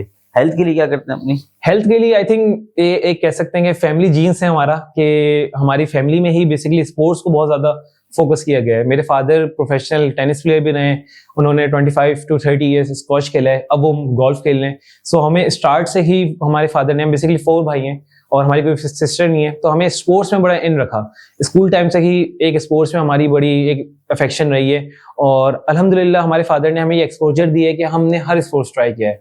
मैं ऑलमोस्ट तकरीबन 2-3 साल का था तब से मैं स्विमिंग कर रहा हूँ, तो मुझे 20 इयर्स प्लस हो चुके हैं स्विमिंग करते हुए। टेनिस खेलते हुए मुझे 10+ इयर्स हो चुके हैं, गोल्फ खेलते हुए मुझे अभी लास्ट 3 इयर्स हो चुके हैं। सो हर स्पोर्ट्स को मैंने ट्राई किया है। टेबल टेनिस में खेलता हूँ, बैडमिंटन में खेलता हूँ, और फिर नेशनल चैंपियन भी रहा टेनिस में, पाकिस्तान को सर्व किया, डेविस कप में सर्व किया। फिर आहिस्ता आहिस्ता करते हुए मेरा जब थाई बोन का एक्सीडेंट हुआ तो उसके बाद मैंने अपनी एक रिकवरी के बाद फिजिकल हेल्थ पे काम करना शुरू किया, क्योंकि आई थिंक फिजिकल हेल्थ एक ऐसी चीज है जिसको आपने बहुत ज्यादा फोकस करना है। आज आप पैसा कमा लोगे लेकिन कल को वही पैसा आपके हॉस्पिटल में जा रहा होगा, या आज आप पैसा अपने ऊपर इन्वेस्ट करते हो, अपनी हेल्थ पे इन्वेस्ट करते हो, वो आपको हॉस्पिटल के पैसे से बचा रहा है। तो ये माइंडसेट शादी के बाद आता है। वैसे मेरा ये पर्सनल बिलीफ है कि जब आप पे रिस्पॉन्सिबिलिटीज आती है, आपको लगता है कि लोग आपसे अटैच हैं कि आपने उनकी भी टेक केयर करनी है, तब आप सोचते हो कि जब तक मैं हूँ जब तक ये है, जब मैं अपनी केयर नहीं करूंगा मैं इनकी केयर करूंगा। ऐसा ही है।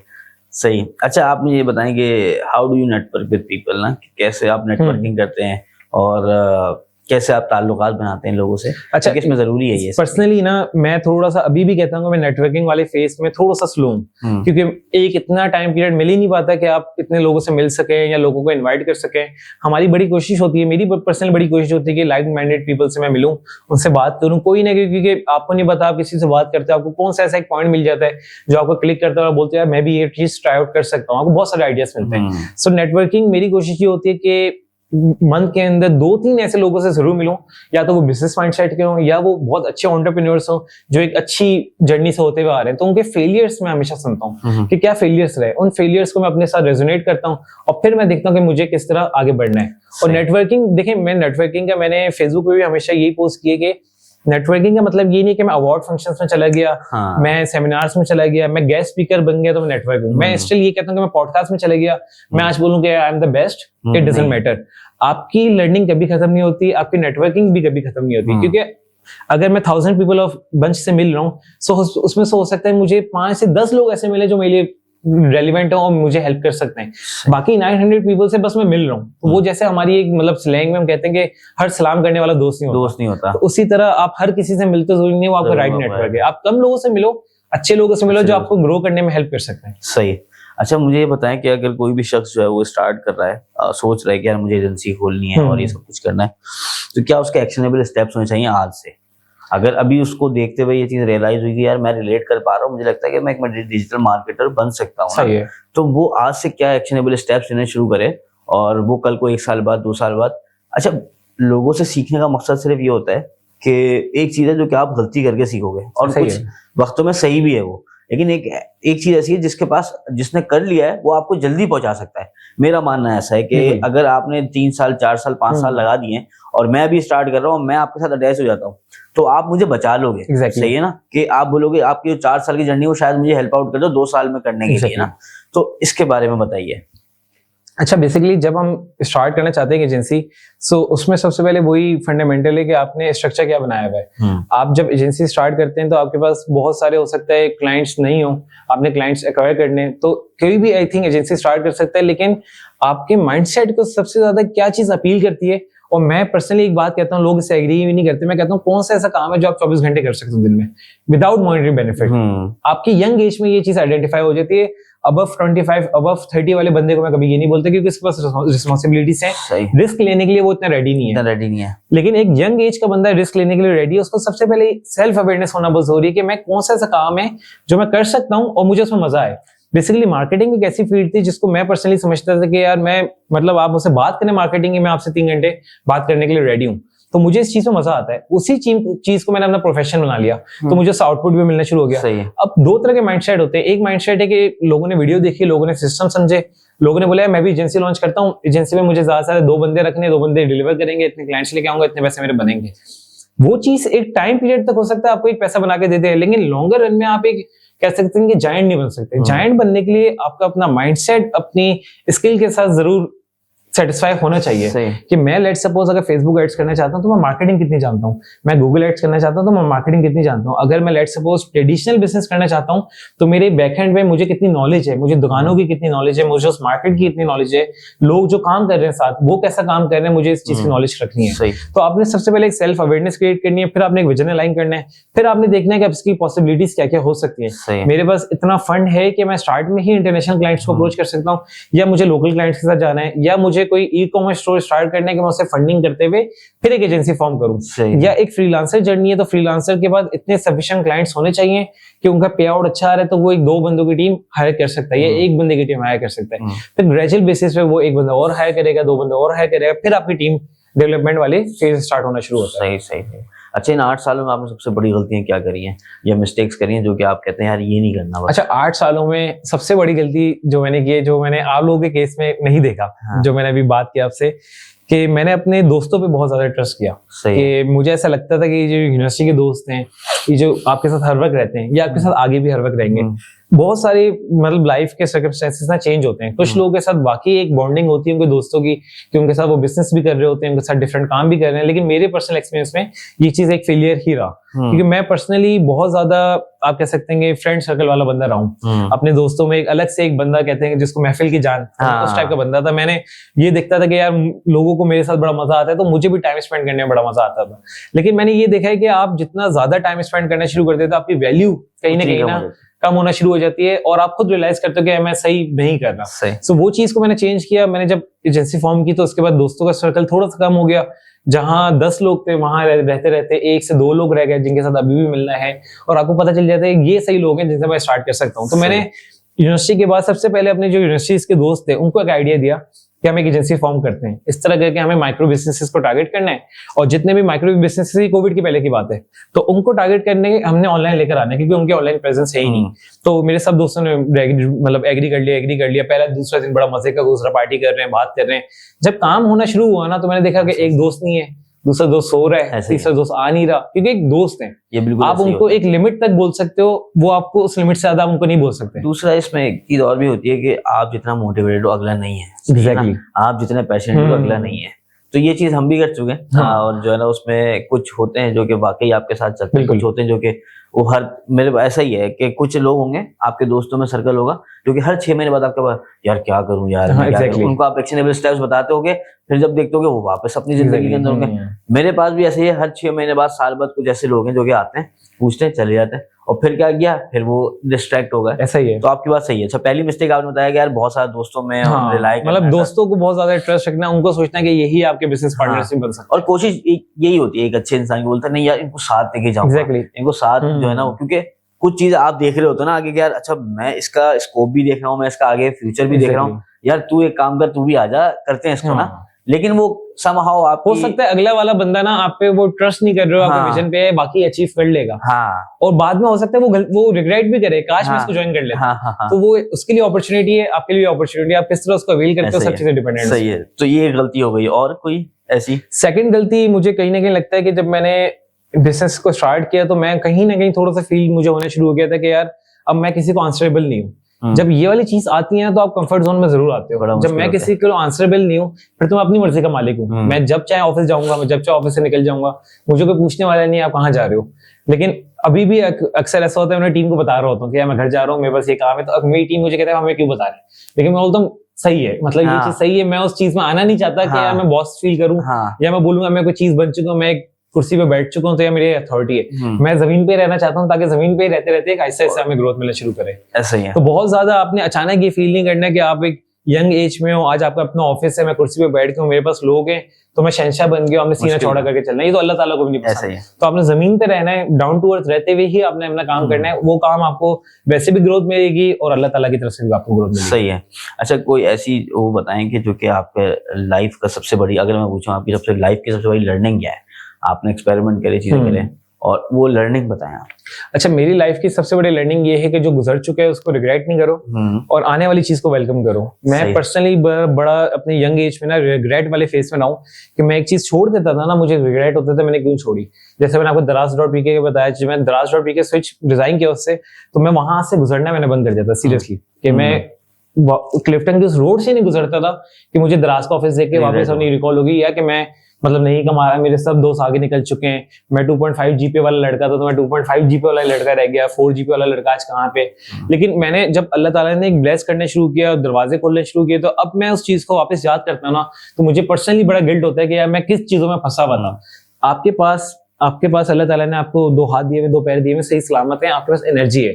जब तक आपके पास एनर्जी है, आप अपनी लाइफ में रिस्क ले सकते हो कि मैं एक चीज अचीव कर सकता हूँ। हम हमेशा वो वाली कहावत सुनते हैं कि कुछ लोग 40s में अचीव करते हैं, कुछ 50s में अचीव करते हैं, कुछ 25 में अचीव करते हैं, कुछ 15 में अचीव कर लेते हैं। सही है। तो हर बंदे का अल्लाह ताला ने एक प्रोसेस लिखा हुआ है, उसका रिस्क डिफाइन है। अगर मैं देखता हूँ कि आपका रिस्क अल्लाह ताला ने आज आपको इतना जल्दी दे दिया, हो सकता है मुझे ना मिले, लेकिन मुझे उस चीज से इंस्पायर होना है, मुझे उस राइट वे में चलना है ताकि मैं भी सिमिलर सक्सेस को हासिल कर सकूं। सो आई थिंक ये कुछ 1-2 ऐसे चैलेंजेस है जिसको मैंने देखा, और पर्सनली जो एक सबसे बड़ा चैलेंज लाइफ में आता है कि आपने ग्रोथ वाले माइंडसेट हमेशा कैरी करना है। आप बहुत दफा डीमोटिवेट होते हो, आपके पर्सनली की फैमिली में इशू आ गया, आप ऑफिस गए, आप डीमोटिवेट हुए, आपके टेंशन माइंड में चल रही है, आपको काम भी देखना है। तो आपने हर चीज बैलेंस लेते हुए चलना है, और आपने अगर एक बिजनेस ओनर अगर आप हैं तो आपने अपने बहुत स्ट्रॉन्ग पर्सनैलिटी आपकी होनी चाहिए कि आप चीजों को अचानक फेस कर सकते हैं और आप एक टेंस सिचुएशन में नहीं आए कि यार मैं क्या करूंगा, मैस हो गया। आपने कामली उसको सोचना है और देन उसको सोल्यूशन की तरफ जाना है, और इस तरह आप एक वाइस मैन बनने की तरफ जाना शुरू करते हैं। सही। अच्छा, मुझे एक चीज बस आखिरी इसको हम करेंगे क्योंकि आपका टाइम भी जो है वो इम्पोर्टेंट है, और हम चाहते हैं कि जो है ना वो काफी हद तक चीजें हम कवर कर चुके हैं इसके अंदर। अच्छा, एक वैसे ही मोटिवेशन के लिए लोगों की भी और अपनी भी, इसमें स्कोप कितना है, सही ना, इस एजेंसी उसके अंदर या एड्स के अंदर या डिजिटल मार्केटिंग के अंदर कोई भी बंदा आता है तो वो क्या सोच सकता है, कितना वो कमा सकता है, क्या उसके वो प्लान करे कि यार अगर मेरे पास इतने की टीम हो, ये हो, तो मैं इतना कर सकता हूँ। तो आप इसको क्या अच्छा, इसमें तो मैं बोलता हूँ कोई लिमिटेशंस नहीं है, क्योंकि ये $1 बिलियन की मार्केट है जो आने वाले वक्त में $1 ट्रिलियन की मार्केट बन जाएगी। तो आप कभी भी ये नहीं सोच सकते कि यार इसमें एक लिमिटेशंस हैं, क्योंकि अभी तो इंटरनेट रेवोल्यूशन हमारे सामने तो आई है, हमारी जो नेक्स्ट जनरेशन उसको पूरा फेस करेगी। तो जितनी नेक्स्ट जनरेशन आती रहेंगी उतनी एडवांसमेंट्स भी आती रहेंगी। तो जहां एडवांसमेंट्स आती हैं, नई चीजें आती हैं, आपके पास अपॉर्चुनिटीज भी और आ रही होती है कि मैं मजीद और स्किल कर सकता हूँ, क्योंकि मैंने उन चीजों को फॉलो करना है, न्यू ट्रेंड्स को फॉलो करना है, और मैं उस चीज में बेसिकली आउटपुट लेना शुरू कर दूंगा। सो कोई भी लिमिटेशन नहीं है। एक हम जैसे नेटसोल कंपनी है, डिफरेंट कंपनीज हैं, ये $50 मिलियन के प्रोजेक्ट भी ऑनबोर्ड करते हैं। तो अगर मैं अपनी एजेंसी को सोचूं कि यार हमारे पास एक लिमिटेशन है कि पाकिस्तान के अंदर इतने ब्रांड्स हैं, हम इन्हीं को सर्व कर सकते हैं, तो हम एक रेवेन्यू जनरेशन पे आके रुक जाएंगे। ऐसा नहीं है, रोज नए ब्रांड्स लॉन्च होते हैं और बहुत अच्छी इन्वेस्टमेंट्स के साथ होते हैं, जिनका बैकग्राउंड बहुत अच्छा होता है। बाहर से लोग आके यहाँ अपने स्टोर्स लॉन्च करते हैं, तो अपॉर्चुनिटी तो बहुत है। फिर जब आप एक काम करना शुरू करते हैं तो बिजनेस भी आपका एक्सपेंड होना शुरू होता है, डिफरेंट सर्विसेज में, डिफरेंट डिपार्टमेंट्स में। में। जब आप डिफरेंट डिपार्टमेंट्स लॉन्च करते हो तो वहां से भी आपका आउटपुट होना शुरू होता है। जैसे हम फेसबुक एड्स कर रहे थे, फिर हम लोगों ने गूगल एड्स किया तो गूगल एड्स क्लाइंट्स हमारे पास आए, फिर हमने सोशल मीडिया कैलेंडर देने शुरू किया तो सोशल मीडिया कैलेंडर क्लाइंट्स हमारे पास आए, फिर हमने कंसल्टेशन देने शुरू हुए तो कंसल्टेशन के क्लाइंट्स हमारे पास आ गए। तो आपने बस ये देखना है कि मैं बिजनेस को कितने राइट वे में एक्सपेंड कर सकता हूँ, तो आपको राइट डायरेक्शन में बिजनेस एक्सपेंड होते हुए दिखेगा। सही से। अच्छा, इसमें प्राइसिंग का मॉडल क्या होता है कि अगर कोई बंदा किसी का प्रोजेक्ट आ रहा है तो वो कैसे अंदाजा होता है? मुझे तो शायद नहीं पता इसके हवाले से, तो आप उसको कैसे प्राइस कोट करते हो? आइदर आप जो रेवेन्यू होता है उसका कुछ परसेंटेज लेते हो, या किस तरह जो है ना वो आपका प्राइसिंग मॉडल कैसे वर्क करता है एक एजेंसी का या फिर एक फ्रीलांसर का? अच्छा, स्टार्टिंग में ना बेसिकली आप ऑब्वियसली अपनी मुंह मांगी प्राइस कभी भी नहीं मांग सकते, क्योंकि ऑब्वियसली आपने अपना काम शोकेस करना है। आपने, मैं हमेशा अपनी टीम को कहता हूँ 3 फेस होते हैं। एक फेस होता है ट्रस्ट डेवलपमेंट का, जब क्लाइंट आप पे ट्रस्ट कर रहा होता है, क्योंकि वो फर्स्ट के 2 मंथ्स होते हैं। क्लाइंट को पता है कि न्यू एजेंसी, न्यू लोग हैं, ये हर जगह का मामला है। आप आज एम्प्लॉइज भी नहीं रखते हैं तो आप 2 महीने तो एटलीस्ट देखते हैं कि यार इसकी परफॉर्मेंस है क्या। उसी तरह क्लाइंट्स का भी होता है कि एजेंसी को ऑनबोर्ड करके 2 से 3 महीने देखते हैं कि हमारी परफॉर्मेंस क्या है, हम किस तरह काम कर रहे हैं और हम क्या डिलीवर कर रहे हैं। तो वो एक ट्रस्ट फेस होता है। उस ट्रस्ट फेस में आप सबसे ज्यादा अपने रिलेशनशिप बिल्डिंग की तरफ जाते हो कि मुझे एक अच्छा रिलेशनशिप क्लाइंट के साथ बनाना है और फिर मैं नेक्स्ट फेस में लेकर आना शुरू करूंगा। तो जो आपका सवाल है कि आप चार्ज क्या करते हो, तो आपने स्टार्टिंग में कोशिश करनी है कि मेरी क्या पॉसिबिलिटीज है फुलफिलमेंट की। क्लाइंट ऑनबोर्ड करना बहुत आसान है, लेकिन आप उसको फुलफिल क्या कर सकते हो। अगर आपको लगता है कि आप क्वालिटी फुलफिलमेंट कर सकते हो, देन आप उस पोजीशन पे होते हो कि यार ये हमारे चार्जेस है, आपने ये देने हैं। लेकिन आपको लगता है आप स्टार्ट कर रहे हो अपना जर्नी, क्योंकि मेरी ज्यादा बात करने का तरीका वो होता है उन लोगों को हेल्प करना है जो स्टार्ट कर रहे हैं अपना जर्नी, ताकि उन लोगों को बेसिकली हेल्प हो सके। अगर आप अपना जर्नी स्टार्ट कर रहे हो, आपने ये देखना है कि मेरी अभी क्या स्किल सेट है। आपने अपने स्किल सेट को देखते हुए अपनी हमेशा प्राइसिंग मॉडल रखना है और उसमें लिमिटेशंस रखनी है। कुछ लोग ये कॉन्सेप्ट होता है कि मैं फेसबुक एड्स करता हूँ, फ्रीलांसर हूँ। अब मुझे क्लाइंट कहता है यार मुझे एक वीडियो बनानी है, मैं बोलता हूँ यार क्लाइंट से मैं 50,000 रुपए चार्ज करूंगा, 20,000 रुपए वो दूंगा फोटोग्राफर को, 30,000 मेरी जेब में। लेकिन आप ये चीज मैं कहता हूँ आप नहीं करो। आप शुरू में देखो कि आप ऑलरेडी सोलली क्या फुलफिल कर सकते हो।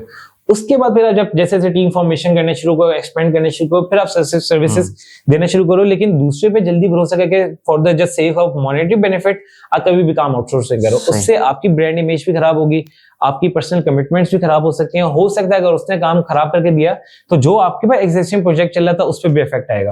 तो स्टार्टिंग में हमारी ये सोच थी कि हम विद अ लोअर प्राइस से स्टार्ट करें, और उसमें कहीं ना कहीं ये मसला आता है कि आपके पास बैड क्लाइंट्स आना शुरू होते हैं। लेकिन आपने फिल्टर आउट करना है कि आपने आइडेंटिफाई करना है। कल ही मैंने एक फेसबुक पे पोस्ट डाली कि right client always refers you more good clients, bad client refers you more bad clients. तो आप एक बैड क्लाइंट के पूल में फंस गए ना, तो आपके पास इतने बैड क्लाइंट्स आते रहेंगे कि आपको पता नहीं होगा। लेकिन अचानक आपको सोचोगे कि 10 क्लाइंट काम कर रहे हैं, लेकिन 10 के 10 अजीब से हैं। राइट क्लाइंट के फीचर्स और बैड एग्जैक्टली वो आपने आइडेंटिफाई करने हैं, फिर आपने प्राइसिंग मॉडल पे लेके जाना है। वही आप बताएं ना कि बैड क्लाइंट किसको कह रहे हैं आप। अच्छा, पहले मैं ये वाला सवाल थोड़ा सा कंप्लीट कर देता हूं कि प्राइसिंग मॉडल वाला ना, तो अब हम लोग बेसिकली क्या करते हैं कि हम जैसे टियर 1 ब्रांड्स के साथ काम कर रहे हैं तो हम एक कमीशन प्लस रिटेनर अमाउंट लेते हैं।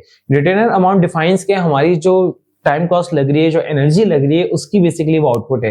एंड कमीशन मोटिवेट अस कि हम उस ब्रांड को स्केल करें ताकि ज्यादा से ज्यादा उसका रेवेन्यू जनरेट हो रहा है, उतना रेवेन्यू एजेंसी का भी जनरेट हो रहा है। सो इसमें हमने कुछ ब्रांड के साथ स्टार्ट किया था, हमें कहीं ना कहीं कम परसेंटेज थे, लेकिन आज अल्हम्दुलिल्लाह वो ब्रांड्स उस पोजीशन पे कि वो हमारे कहीं ना कहीं एजेंसी के पिलर्स बन चुके हैं। वो 5 क्लाइंट्स पूरी एजेंसी चला रहे होते हैं और बाकी क्लाइंट्स आपके मतलब ओवरऑल प्रॉफिट्स हैं, मतलब एक्सपेंड करने में आपको मदद कर रहे हैं। सही। एक राइट क्लाइंट और एक बैड क्लाइंट की कुछ वो बता दें कि यार इससे बचो। सही है। अच्छा, ये तो हमेशा एक मतलब एक फॉर्मूला है कि जो बैड क्लाइंट होता है वो सबसे ज्यादा बात करता है, जो राइट क्लाइंट होता है वो सबसे कम बात करता है, क्योंकि उसका टाइम कम है। आपने ये आइडेंटिफाई कर लेना है। मेरे साथ एक बिजनेस ओनर है जिनका वो रिटेल में काम करते हैं, उनका लास्ट ईयर रिटेल का आउटपुट था 22 अरब रुपीस मार्केट में। तो अब उनसे जब मैं डील करता हूँ ना, वो हमेशा वीकली एक मीटिंग करते हैं। वीकली मीटिंग में हमने पॉइंट डिस्कस किए, उसको मैं राइट क्लाइंट कहता हूँ। पॉइंट डिस्कस किया, हमने वीकली विजन अलाइन कर लिया। इस वीक हमारे ये टारगेट्स हैं, हमने ये अचीव करने हैं, उसके लिए आप मेरी तरफ से क्या चाहते हैं और आप अपनी तरफ से क्या कर सकते हैं। हमने म्यूचुअल कंसेंट के साथ एक एग्रीमेंट पे आए, हमने उस वीकली चीज पे काम करना शुरू कर दिया। बैड क्लाइंट क्या होता है कि आज मैंने उसको एक सेल्स अमाउंट अच्छा दिया तो आज मुझे कॉल करता है, कहता है कि यार बहुत अच्छा, मजा आ गया, क्या विजन है तुम लोगों का, बेस्ट एजेंसी मिल गई। कल उसकी सेल डाउन जाती है, आपको कहता है कि यार क्या काम करो तुम लोगों के साथ, मजा ही नहीं आया, तो मुझे तो दूसरी एजेंसी के पास जाना चाहिए। सो आपने ये आइडेंटिफाई करना है कि अगर एक क्लाइंट आपके लिए मेंटल टॉक्सिक बन रहा है और आपकी मेंटेलिटी को अफेक्ट कर रहे हैं, आपकी मेंटल हेल्थ को अफेक्ट कर रहे हैं, तो आपके लिए राइट क्लाइंट नहीं है। आप उस पर इतना टाइम कंज्यूम कर रहे हो, इतनी एनर्जी कंज्यूम कर रहे हो, और सबसे ज्यादा इसमें जो एक फैक्टर है वो फियर का फैक्टर है कि यार मैंने इस क्लाइंट को जाने दिया तो हो सकता है मुझे दूसरा मिले ना मिले। लेकिन मेरी अब एक पर्सनल बिलीफ है कि अगर आपने अल्लाह पे यकीन रख लिया ना तो आप उस पर यकीन छोड़ दो। आप बोलो अल्लाह तुम्हारी जिम्मेदारी है। मैंने जैसे मेरे साथ एक छोटा सा वाकया है, मैं आपको सुनाता हूँ। मैं उम्रा पे गया था अभी ये सितंबर में, लास्ट सितंबर में। तो उम्रा से जैसे उम्रा पे ना मेरे जो लीड डिजाइनर था उनका मैसेज आया कि मैं लीव कर रहा हूँ। मैं उम्रा पे था, मैं यहाँ भी नहीं था, मैंने देख सकूं। सो मैं वहां बड़ा टेंस हो गया और मेरे सामने ही काबा था। तो मैंने काबा की तरफ देखा, मैंने बोला अल्लाह जी आपकी प्रॉब्लम है, मेरी टेंशन है ही नहीं, मैं तो यहाँ खड़ा हूँ ना, तो आपको दर पे हूँ, तो आपने डिजाइनर बेस्ट लेकर आना है, मैं नहीं देखूंगा। और मैंने अपने माइंड को थोड़ा सा रिलैक्स किया कि यार जब तक उम्रा पे हूँ ये चीज डिस्टर्ब नहीं कर सकता उस टेंशन की वजह से। मैं वापस आया, आप यकीन माने मुझे 2 डिजाइनर्स मिले, उससे बेहतर, उससे अच्छा काम हो रहा है, उससे अच्छा सिस्टम्स बन गया और उससे ज्यादा लॉयल एम्प्लॉइज। ऐसे ही है। अल्लाह आपको कहां से क्या चीज देगा आपको नहीं पता। आपने अगर वही बातें हम माँ बाप से कहते हैं कि हम अपनी अम्मी से कहते हैं आई लव यू, लेकिन आप कितना आई लव यू को मीन करते हैं। आज आपकी अम्मी कहती है रात को 11 बजे जाके रोटी लेकर आ जाओ, आप कहते हो अम्मी मैं नहीं ला रहा, दिल नहीं चाह रहा। तो ये आपका लव, क्या आप अकाउंटेबल है कि मेरा लव सही है नहीं है? तो जब आपने अल्लाह से प्यार करना है, आपने अल्लाह पे यकीन रखना है, तो आपने ऐसे यकीन रखना है कि आपने पूरा यकीन उस पर छोड़ देना है कि मैं अपनी मेहनत पूरी करूंगा लेकिन तूने मुझे अता करना है। तो वो अल्लाह ताला फिर आपको ऐसे ही है। अच्छा, एंड के अंदर हम चाहेंगे कि कोई एक केस स्टडी डिफाइन कर लें। आपके पास कोई ऐसी केस स्टडी हो कि जिनके साथ आपने काम स्टार्ट किया था, ये एक्शनेबल स्टेप्स दिए, आज वो यहाँ पे खड़े हैं। अच्छा, तो कुछ नंबर भी शेयर कर सकते हैं। एक नीश के बारे में बताता हूँ। एक पाकिस्तान में एक मार्केट में बेसिकली हम लोगों ने एक कदम रखा और आज वो एक बहुत डेवलप मार्केट है जिसको अनस्टिच फैब्रिक कहा जाता है। अनस्टिच फैब्रिक के बेसिकली हमने कुछ ऐसे क्लाइंट्स ऑनबोर्ड किए जिनको जब हम ऑनबोर्ड कर रहे थे ना, तो मेरे जितने रेलिवेंट दोस्त हैं, मतलब कम्युनिटी के लोग, उन्होंने बोला नहीं करो ऑनबोर्ड, सबसे मुश्किल नीच है, कच्चा कपड़ा कैसे बेचोगे, मतलब एक कपड़ा अनस्टिच कैसे बेचोगे, मतलब हमारा बिहेवियर क्या है, हम दर्जी के पास जाते हैं, हम कपड़ा देखते हैं, अपनी साइजिंग देखते हैं, कपड़े को फील करते हैं, फिर हम कपड़ा खरीदते हैं। अब ऑनलाइन में ना आप कपड़े को फील कर सकते हो जब आपका पिक्चर है, और हमें कपड़े की नॉलेज भी नहीं है। जब मैंने फील्ड में आया तो मुझे अंदाजा हुआ कि हम बस कपड़ा बाय कर रहे होते हैं, हमें तो ये नहीं पता कि सेटिंग कॉटन कौन सा है, सिल्क कॉटन कौन सा है, वॉशन वेयर क्या है, उसमें कितनी किस्म हैं। तो उस इंडस्ट्री में हमने एक ब्रांड को ऑनबोर्ड किया, मैं उस ब्रांड का नाम नहीं लूंगा, सॉरी, लेकिन उस ब्रांड की मैं आपको एक स्टोरी सुनाता हूं। हमने उसको ऑनबोर्ड किया, अराउंड वो कर रहे थे 5 से 6 लाख की सेल। वो क्लाइंट हमारे पास आए, हम ऑब्वियसली एक बड़े यंग एज एंटरप्रेन्योर्स हैं, तो वो थोड़ी एज वाले क्लाइंट तो हमारे पास आए, उन्होंने बात की, उन्होंने बोला यार चलो स्टार्ट करते हैं। तो अच्छा, 5 से 6 लाख रिटेल पे थी या ये नहीं ऑनलाइन ही थी? ऑनलाइन ही थी। रिटेल का ऑब्वियसली हमारा बहुत ज्यादा लेना देना नहीं है, लेकिन एक बैकग्राउंड हम जरूर पता करते हैं ताकि हमें चीजें पता चल सकें। अच्छा, ये लोग रिटेल में भी, इनका फैमिली बिजनेस बहुत बड़ा था, लेकिन ये एक दूसरा ब्रांड स्टार्ट करना चाह रहे थे अनस्टिच में। तो उन्होंने कॉन्सेप्ट दिया कि यार अनस्टिच को ऑनलाइन में मुझे बेचना है। अच्छा, मैं पर्सनल, मेरी एक क्या एट्रीब्यूट है कि मैं हर क्लाइंट को एक्सेप्ट करता हूँ ऐसा चैलेंज कि अगर डिफरेंट नीश का भी क्लाइंट है, मैंने उस पर पहले काम नहीं किया हुआ। जैसे मेरे पास क्लाइंट आता है, वो अमेरिका में गाड़ियां सेल कर रहा है थ्रू, मतलब अपने ऑटोमोबाइल उससे, तो अगर मैंने नहीं भी काम किया हुआ है ना, मैं उसको एक्सेप्ट करूंगा क्योंकि मैं उस पर वर्किंग करूंगा 3 से 4 दिन। मुझे मजा आना है कि यार एक नया क्लाइंट है, अब मेरी मार्केटिंग स्किल्स और बेहतर होंगी, तो मैं अपनी मार्केटिंग स्ट्रेटजी डेवलप करके इसको कहीं ना कहीं ऐसा आइडिया देता था कि मैंने इसको एग्जीक्यूट करके स्केल कर दिया ना, ये मार्केट मेरे लिए खुल जाएगी। तो हमेशा न्यू चैलेंजेस को एक्सेप्ट करता हूँ, मैं कभी फियर आउट नहीं करता कि यार नया क्लाइंट है क्या होगा। तो अनस्टिच क्लाइंट था, हमने उसका स्टार्ट किया, तो वो आज भी मुझे कहता है कि जब हम ऑफिस से मिलकर गाड़ी में वापस जा रहे थे ना, मैंने अपने भाई को बोला ये नहीं कर पाएंगे, ये बच्चे हैं, छोटे हैं, ये नहीं कर पाएंगे, हमारा काम बहुत बड़ा है। सही। लेकिन उसने बोला कि हमारे फादर एक बात कहते हैं कि बिजनेस में 10-20 लाख का रिस्क तो लेना ही लेना है। अगर एक बड़ा बिजनेसमैन है, 10-20 लाख का रिस्क लेके आपको पता चल जाता है कि यार अब मुझे सही वे में करना क्या है। तो उन्होंने बोला रिस्क लेते हैं, छोटे मोटे रिस्क लेते हैं, इनके साथ काम करना शुरू करते हैं। हमने उनके साथ काम करना शुरू किया। अल्हम्दुलिल्लाह आज वो ब्रांड महीने के 20 मिलियन प्लस सेल्स कर रहा है इन अ मंथ। और ये मैं आपको टाइम पीरियड बता रहा हूँ, 1 ईयर का, मतलब 2022 में हमने स्टार्ट किया, आज 2022 में हमने उसको 2 करोड़ मतलब मंथली सेल्स पे हम क्लोज करते हैं हर महीने। और वो कहता है कि मुझे कोई एजेंसी मिल जाए जो हाफ से हाफ प्राइसिंग भी देनी, मैंने उसके पास नहीं जाना क्योंकि अब एक रिलेशन ऐसा बन गया, एक फैमिली रिलेशनशिप बन चुका है कि वो घर भी आते हैं, मिलते जुलते भी हैं, तो एक बड़ा मजेदार हमारा रिलेशनशिप है, आइडिया डिस्कस होते हैं। उनके थ्रू मुझे तकरीबन 20 to 25 क्लाइंट्स मोर मिले और सब क्वालिटी क्लाइंट्स थे। nice. और बहुत अच्छी इंडस्ट्री में काम कर रहे थे, अच्छे बिजनेस माइंडसेट के थे। तो उन्होंने भी एक ऐसी हेल्प की कि वो वही बात है मैंने आपसे की थी कि किसके थ्रू आपके नसीब अल्लाह ताला खुलता है आपको नहीं पता। आपने सिर्फ सही काम करके देना है, ईमानदारी से काम करके देना है, अल्लाह ऐसा दरवाजा खोलेगा, आप बोलोगे यार ये क्या हुआ, कहाँ से मुझे ब्लेस कर रहा है, मुझे अंदाजा नहीं है। ऐसे ही। तो अब वो क्लाइंट के साथ बड़ी अच्छी एक हमारी अंडरस्टैंडिंग है उसको काम करते हुए आप आहिस्ता आहिस्ता खुद भी आप देखेंगे कि आपके पास अनस्टिच फैब्रिक के डिफरेंट ब्रांड्स के एड्स आना शुरू हो जाएंगे, हाँ, जिसमें मैं ये कहता हूँ कि हम मार्केट डेवलप 60% ऑफ द जितने ब्रांड्स हैं अनस्टिच में, उसमें हम लोग काम कर रहे हैं। सही सही सही सही। अच्छा, ब्लूप्रिंट्स आपके, मैं कहूंगा कि आप कुछ मार्केटिंग के ब्लूप्रिंट्स हैं जो कि आपके लिए वर्क किए, जिन्होंने बहुत अच्छे हैं ना, ताकि लोगों के लिए भी वो आसानी हो। अच्छा, बेसिकली सबसे ज्यादा अगर मैं परफॉर्मेंस मार्केटिंग की ही बात करूंगा, क्योंकि उसमें चाहता हूँ लोग ज्यादा सीखें। आपकी बहुत सारी चीजें डिपेंडेंट होती है। जब आप एक क्लाइंट को कमिट करते हैं तो हमेशा हम लोग ओवर कमिट कर देते हैं कि यार let's suppose just for the sake of onboarding मेरे पास आप आते हैं, आप बोलते हैं मुझे कितनी सेल्स लाके दोगे। मैंने बोला यार मेरे पास से आप चले ना जाए, मैंने आपके बस बात मानते हुए आपने बोला 20 लाख, मैंने बोला 20 लाख ला दो। जबकि क्या पॉसिबिलिटीज हैं, कितने SKUs हैं, बिजनेस का कंटेंट कौन बनाता है, प्रोडक्शन किस हवाले से, बिजनेस के कितने सिस्टम्स हैं, बिजनेस में कितने लोग हैं जो डिफरेंट डिपार्टमेंट्स को संभाल सकते हैं, ये चीजें बहुत डिपेंड करती हैं। तो आपने सबसे पहले आइडेंटिफाई करना है कि आप जो क्लाइंट ऑनबोर्ड कर रहे हो आप उसको राइट फॉर्म में फुलफिल कर सकते हो, नहीं कर सकते। नहीं कर सकते, आई थिंक जो हमारा एक सबसे बड़ा फियर है ना, हम लोग ना नहीं कर सकते। हमें ना करते हुए ऐसा लगता है कि यार हम या तो कोई बिजनेस अपॉर्चुनिटी छोड़ रहे हैं या हम अपने साथ गलत कर रहे हैं। जबकि मैं समझता हूँ एक अच्छा ना बहुत बेहतर है गलत। आप 100 ना उनको बोलो, मतलब 100 दफा आप उनको एक्सक्यूजेस दे रहे होगे, मसले बता रहे होगे, लेकिन आप शुरू में उसको अगर मना कर दो वो ज्यादा बेहतर है, क्योंकि आपकी एनर्जी कंज्यूम होगी, आपका टाइम कंज्यूम होगा, आपकी हेल्थ कंज्यूम होगी। वही चीजें आपने सही जगह अपनी यूटिलाइज करनी है। सो जैसे हम हमारे एक फुटवेयर के क्लाइंट है, वो फुटवेयर के क्लाइंट भी ऑलमोस्ट तकरीबन 10 मिलियन प्लस सेल्स कर रहे हैं, लेकिन उनके 4 भाई हैं।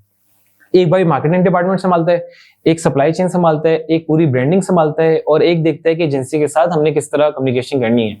अब ये 4 बंदे जितना काम कर रहे हैं, और एक मेरे पास क्लाइंट है जो कहता है मैं अकेला हूँ, मेरे पास तो 20 फुटवेयर है लेकिन मुझे बनना इनकी तरह है, तो ऑब्वियसली वो पॉसिबल नहीं है, क्योंकि उनकी जो फॉर्मेशन है, उनके जो सिस्टम्स हैं वो बहुत डिफरेंट है आपसे।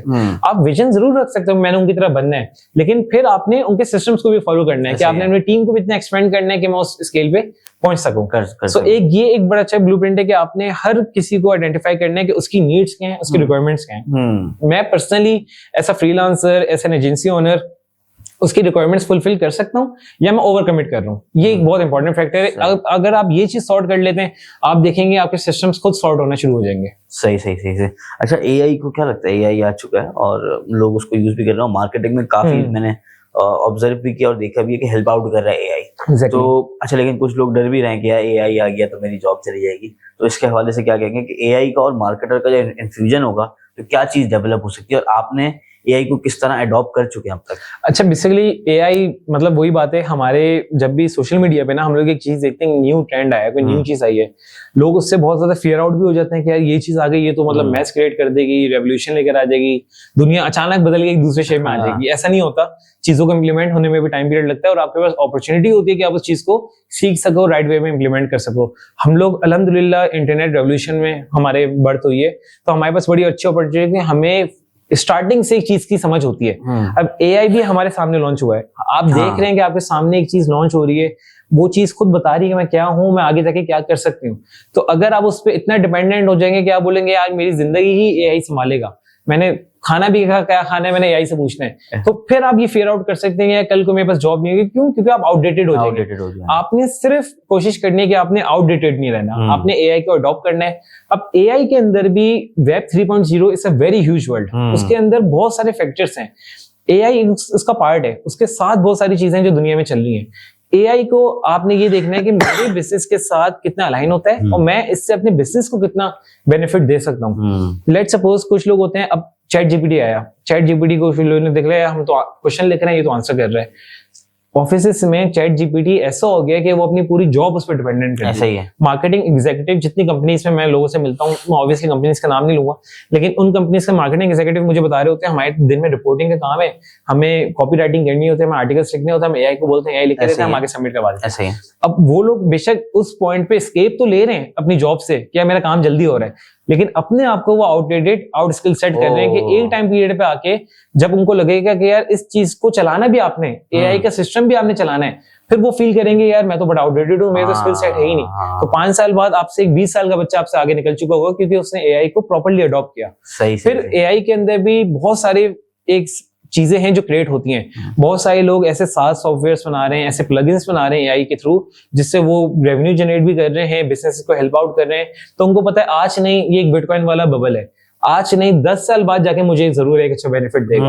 उसी तरह आपने एआई पे काम करना है कि मैं एआई का कौन सा ऐसा पार्ट बन सकता हूँ छोटा सा कि एआई मेरे से अटैच रहे, और ना कि मैं उससे फियर करूं बल्कि मैं उसको ऐसा पार्टनर कंसिडर करूं और मैं उसको अपने बिजनेस को फॉलो करते हुए चलूं ताकि बिजनेस में बेनिफिशियल मतलब बेनिफिट्स आपको ज्यादा से ज्यादा आते रहे। हम लोगों ने अपनी कंपनी में एआई को इसी तरह अडॉप्ट किया है कि बेसिकली जो हमारी कॉपी राइटिंग की स्किल्स थी वो आजकल बहुत अच्छे एआई के प्लगइन्स आ गए।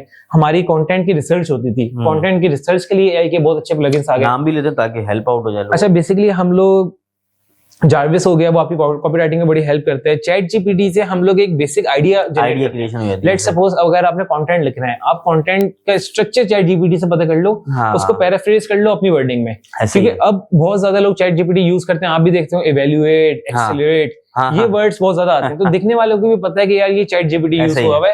तो आपने उससे एक आइडिया लेना है, मतलब chat GPT is like your friend, आप उसकी सुने कने अपनी। ये नहीं कि जो वो बोल रहा है आपने ना पढ़ा बस कॉपी पेस्ट किया, ये सही बोलेगा आपने बस डन कर दिया।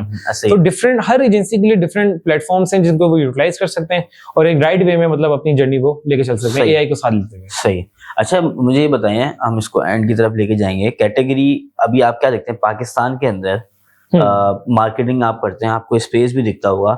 बिल फर्स्ट कोई अपना ई कॉमर्स का स्टोर लॉन्च करना चाह रहा है, कोई अपना ब्रांड बिल्ड करना चाह रहा है, तो आपको लगता है कौन सी स्पेसेस ऐसी हैं कि जहां पे इजीली हो सकता है? और तो एक मार्केटर का काम तो ये कि वो हाई कॉम्पिटिटिव निश में भी घुसेगा तो बना देगा, और वो कम में भी घुसेगा तो बना देगा। It's all about budget. लेकिन मैं आपसे पूछना जो कि इजीली स्पेस बन जाए, ऐसी कौन सी कैटेगरी है, कौन सी स्पेसेस हैं जो कि आप रिकमेंड कर सकते हैं? अच्छा देखें, इसमें दो तरह की चीजें। एक, मैं उन लोगों को बेसिकली ये हेल्प करना चाहता हूँ जो फैमिलीज अपने घर में कुछ किचन इनकम में स्टार्ट करना चाहती हैं।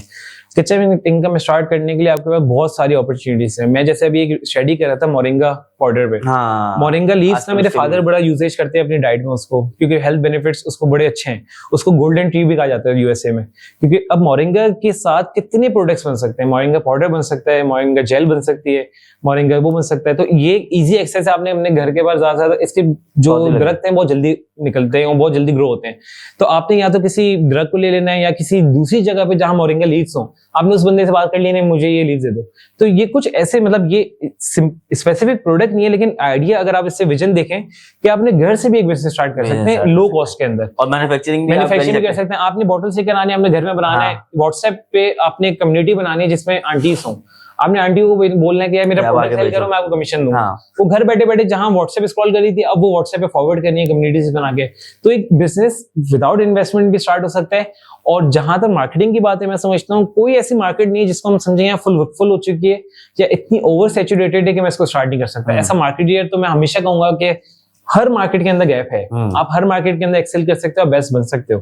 हम जैसे अगर आप ये देखेंगे, आउटफिटर्स से आने से पहले भी तो कितने ब्रांड थे। ऐसा ही है। आज अगर लेट्स सपोज ब्रेकआउट आया हुआ है, वो BTW आया हुआ है, तो उनसे पहले भी तो कितने फैशन ब्रांड्स थे जो एक्सेल कर रहे थे। और हम कितने ऐसे फैशन ब्रांड्स को जानते हैं जो हमारे बचपन में बहुत ज्यादा थे, आज उनका नाम ही नहीं है, क्योंकि उन लोगों ने अपने आप को उस तरह ट्रेंड को फॉलो नहीं किया। नोकिया वाली एग्जांपल है बेसिकली, कि वो जो ट्रेंड आ रहा था उसको लेके चलते रहे लेकिन फॉलो नहीं करते रहे, तो एक टाइम पे आके वो आउटडेटेड हो गए। ऐसा ही है। तो कौन सी, अच्छा आपने ये तो बता दिया, कौन सी नीचे जो आपको लगता है यार इसमें बहुत लोग आ चुके हैं, इसमें नहीं आओ? अच्छा, फैशन एक ऐसी नीश है, जो सैचुरेटेड है लेकिन डिमांड भी उतनी क्रिएट होती है। आज फैशन का ट्रेंड आज एक चल रहा है, कल दूसरा चलेगा। मुझे कुछ स्टोर्स बड़े अच्छे लॉन्च हुए हैं। मैं एक स्टोर को बड़ा फॉलो करता हूँ, रास्ता एक स्टोर है, वो बेसिकली ई कॉमर्स करते हैं, उनके बड़े लिमिटेड एडिशन प्रोडक्ट आते हैं।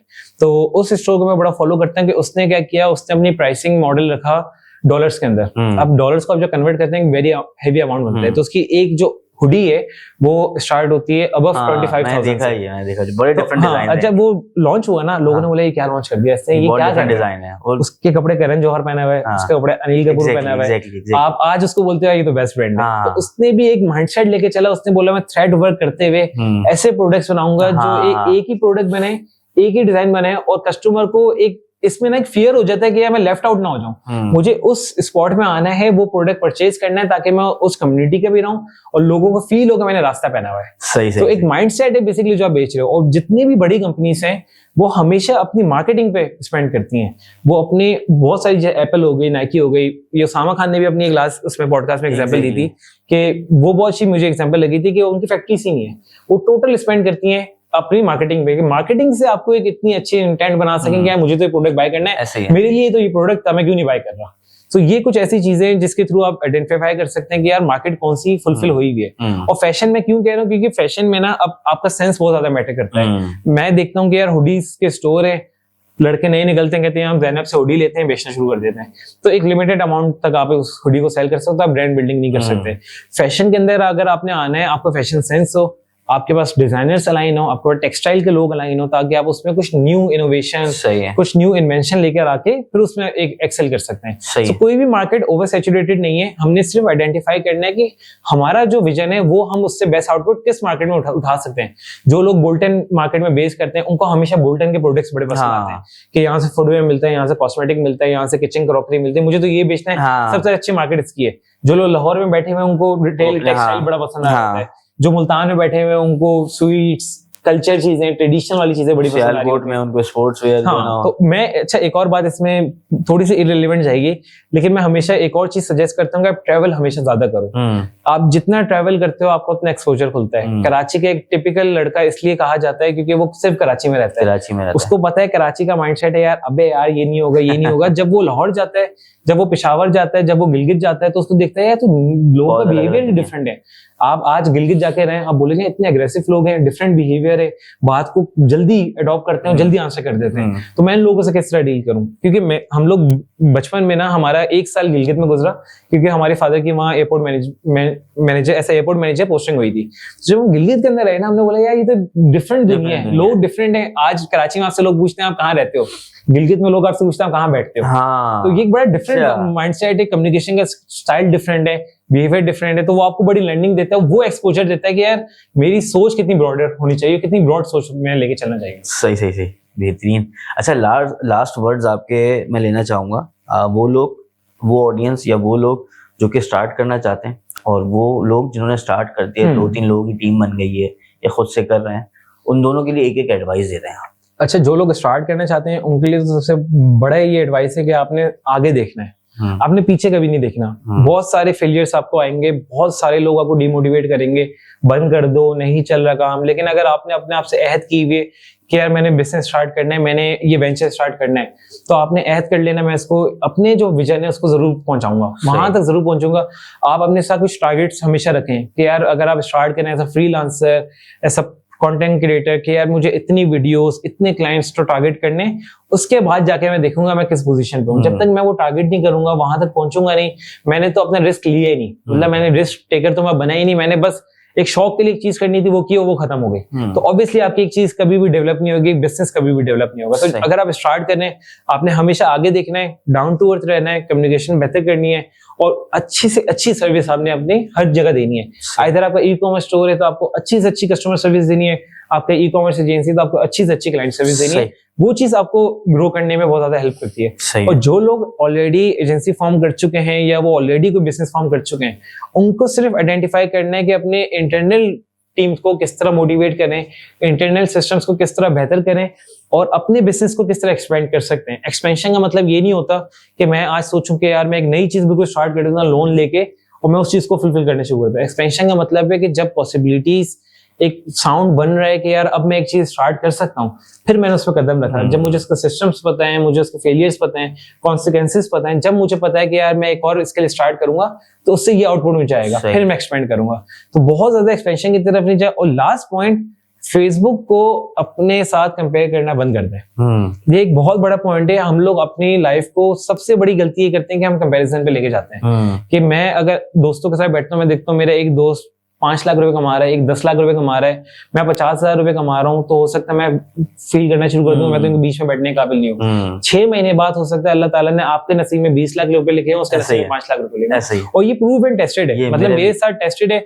क्योंकि जब मैं यूनिवर्सिटी में था तो मेरे अक्सर टीचर्स कहते थे कि यार तुम्हारी बोलने का स्टाइल बड़ा अच्छा है, लेकिन तुम क्या करोगे हमें समझ नहीं आता। तो मेरी टीचर थी, बड़ी मजाक करती थी कि तुम्हारी लाइफ की कंक्लूजन की स्लाइड नहीं बनेगी। तो मैं उनको कहता था मैम मैं कंक्लूजन की स्लाइड बना के ना आपको दिखाऊंगा, कोई मसला नहीं है, मुझे पता है मैं भूखा नहीं मरूंगा, कुछ ना कुछ कर लूंगा। तो आपको अपने वो बिलीफ होना चाहिए। आप एक पॉइंट पे आके वो चीज अचीव करते हो, जब आप वो अचीव करते हो ना, आपको खुद भी रियलाइज नहीं होता है मैं कहाँ कैसे पहुंचा। और जब वो अचीव कर लो ना, आपने हमेशा अपनी लाइफ के उस पार्ट को हमेशा याद रखना है जो एक फेलियर का पार्ट था, जिसने आपको स्टार्ट करवाने में मदद की। जब आप उसको याद रखते हो ना, आपके कदम जमीन पे रहते हैं, आपके शोल्डर नीचे रहते हैं। जज़ाकल्लाह शहबाज भाई, बहुत अच्छा लगा बात करके। नहीं, समझ थैंक यू के। So much for inviting me, और बड़ा मजा आया, और हाँ। पता नहीं चलता कि डिस्कशन इतनी लंबी हो जाती है, हाँ, लेकिन आई होप कि इससे ज्यादा से ज्यादा लोगों को इंशाल्लाह। बेनिफिट हो, कुछ सीखें हम भी। इंशाल्लाह। अच्छा, मैंने आपको मेरी बैठक का एक विजन भी बताया था कि हम क्या करना चाहते हैं, क्या हमारा मकसद है और क्यों हम ये सब कर रहे हैं, तो उसके बारे में अगर आप कुछ कहना चाहें। आई think it's a great initiative, और पॉडकास्ट मैं पर्सनली, आपने जैसे लर्निंग वाला पॉइंट बोला था, उसमें पॉइंट मैं भूल गया था, मुझे कभी देखना भी होता है मैं पॉडकास्ट देखता हूँ, क्योंकि उसमें कुछ मैं इंटरनेशनल पॉडकास्ट देखता हूँ, जैसे जो रोगन एक बहुत अच्छा स्पीकर है, उसकी पॉडकास्ट में बड़े इंटेलेक्चुअल और बहुत अच्छे माइंडसेट के लोग आते हैं, तो उससे बड़ा एक माइंडसेट मिलता है कि यार असल लोग कर क्या रहे हैं, अमीर लोगों का माइंडसेट है क्या। हम सोचते हैं ना पैसा सेव करने से अमीर हो जाते हैं, पैसा सेव करने से कोई अमीर नहीं होता, आपको री इन्वेस्ट करना है, आपको एसेट बिल्डिंग करनी है, तब जाके आप अमीर से अमीर होना शुरू होता है, क्योंकि अमीर बनने भी एक माइंडसेट है। तो आपने हमेशा एक ऐसा इनिशिएटिव है जो, जिसको मैं समझता हूँ कि लोगों को बेनिफिट इसलिए भी बहुत करते हैं क्योंकि लोग आके रियलिस्टिक अप्रोच को यहाँ डिस्कस करते हैं। शॉर्ट फॉर्म वीडियोस में लोग ज्यादा कोशिश करते हैं कि जल्दी से जल्दी हम अपनी सक्सेस को बता दें, जबकि पॉडकास्ट एक ऐसी चीज है जिसमें आप डिटेल डिस्कशन करते हो, अपनी लाइफ स्टोरी बताते हो, तो बहुत सारे लोग उससे रेलिवेंट फील होते हैं, मतलब रेजोनेट करते हैं अपने आप को।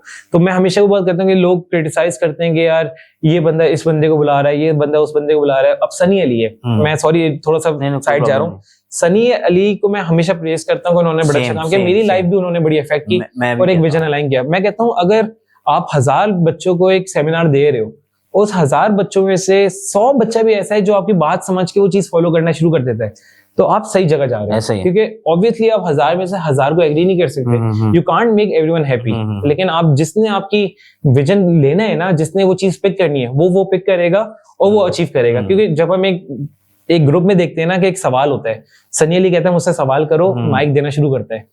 एक बच्चा उससे पूछता है कि यार सनी अली आप बताएं मैं क्लाइंट कैसे हायर करूं। सनी अली यहाँ के ये नहीं बताएगा क्लाइंट कैसे हायर करो, उसको क्या पता बिजनेस क्या है।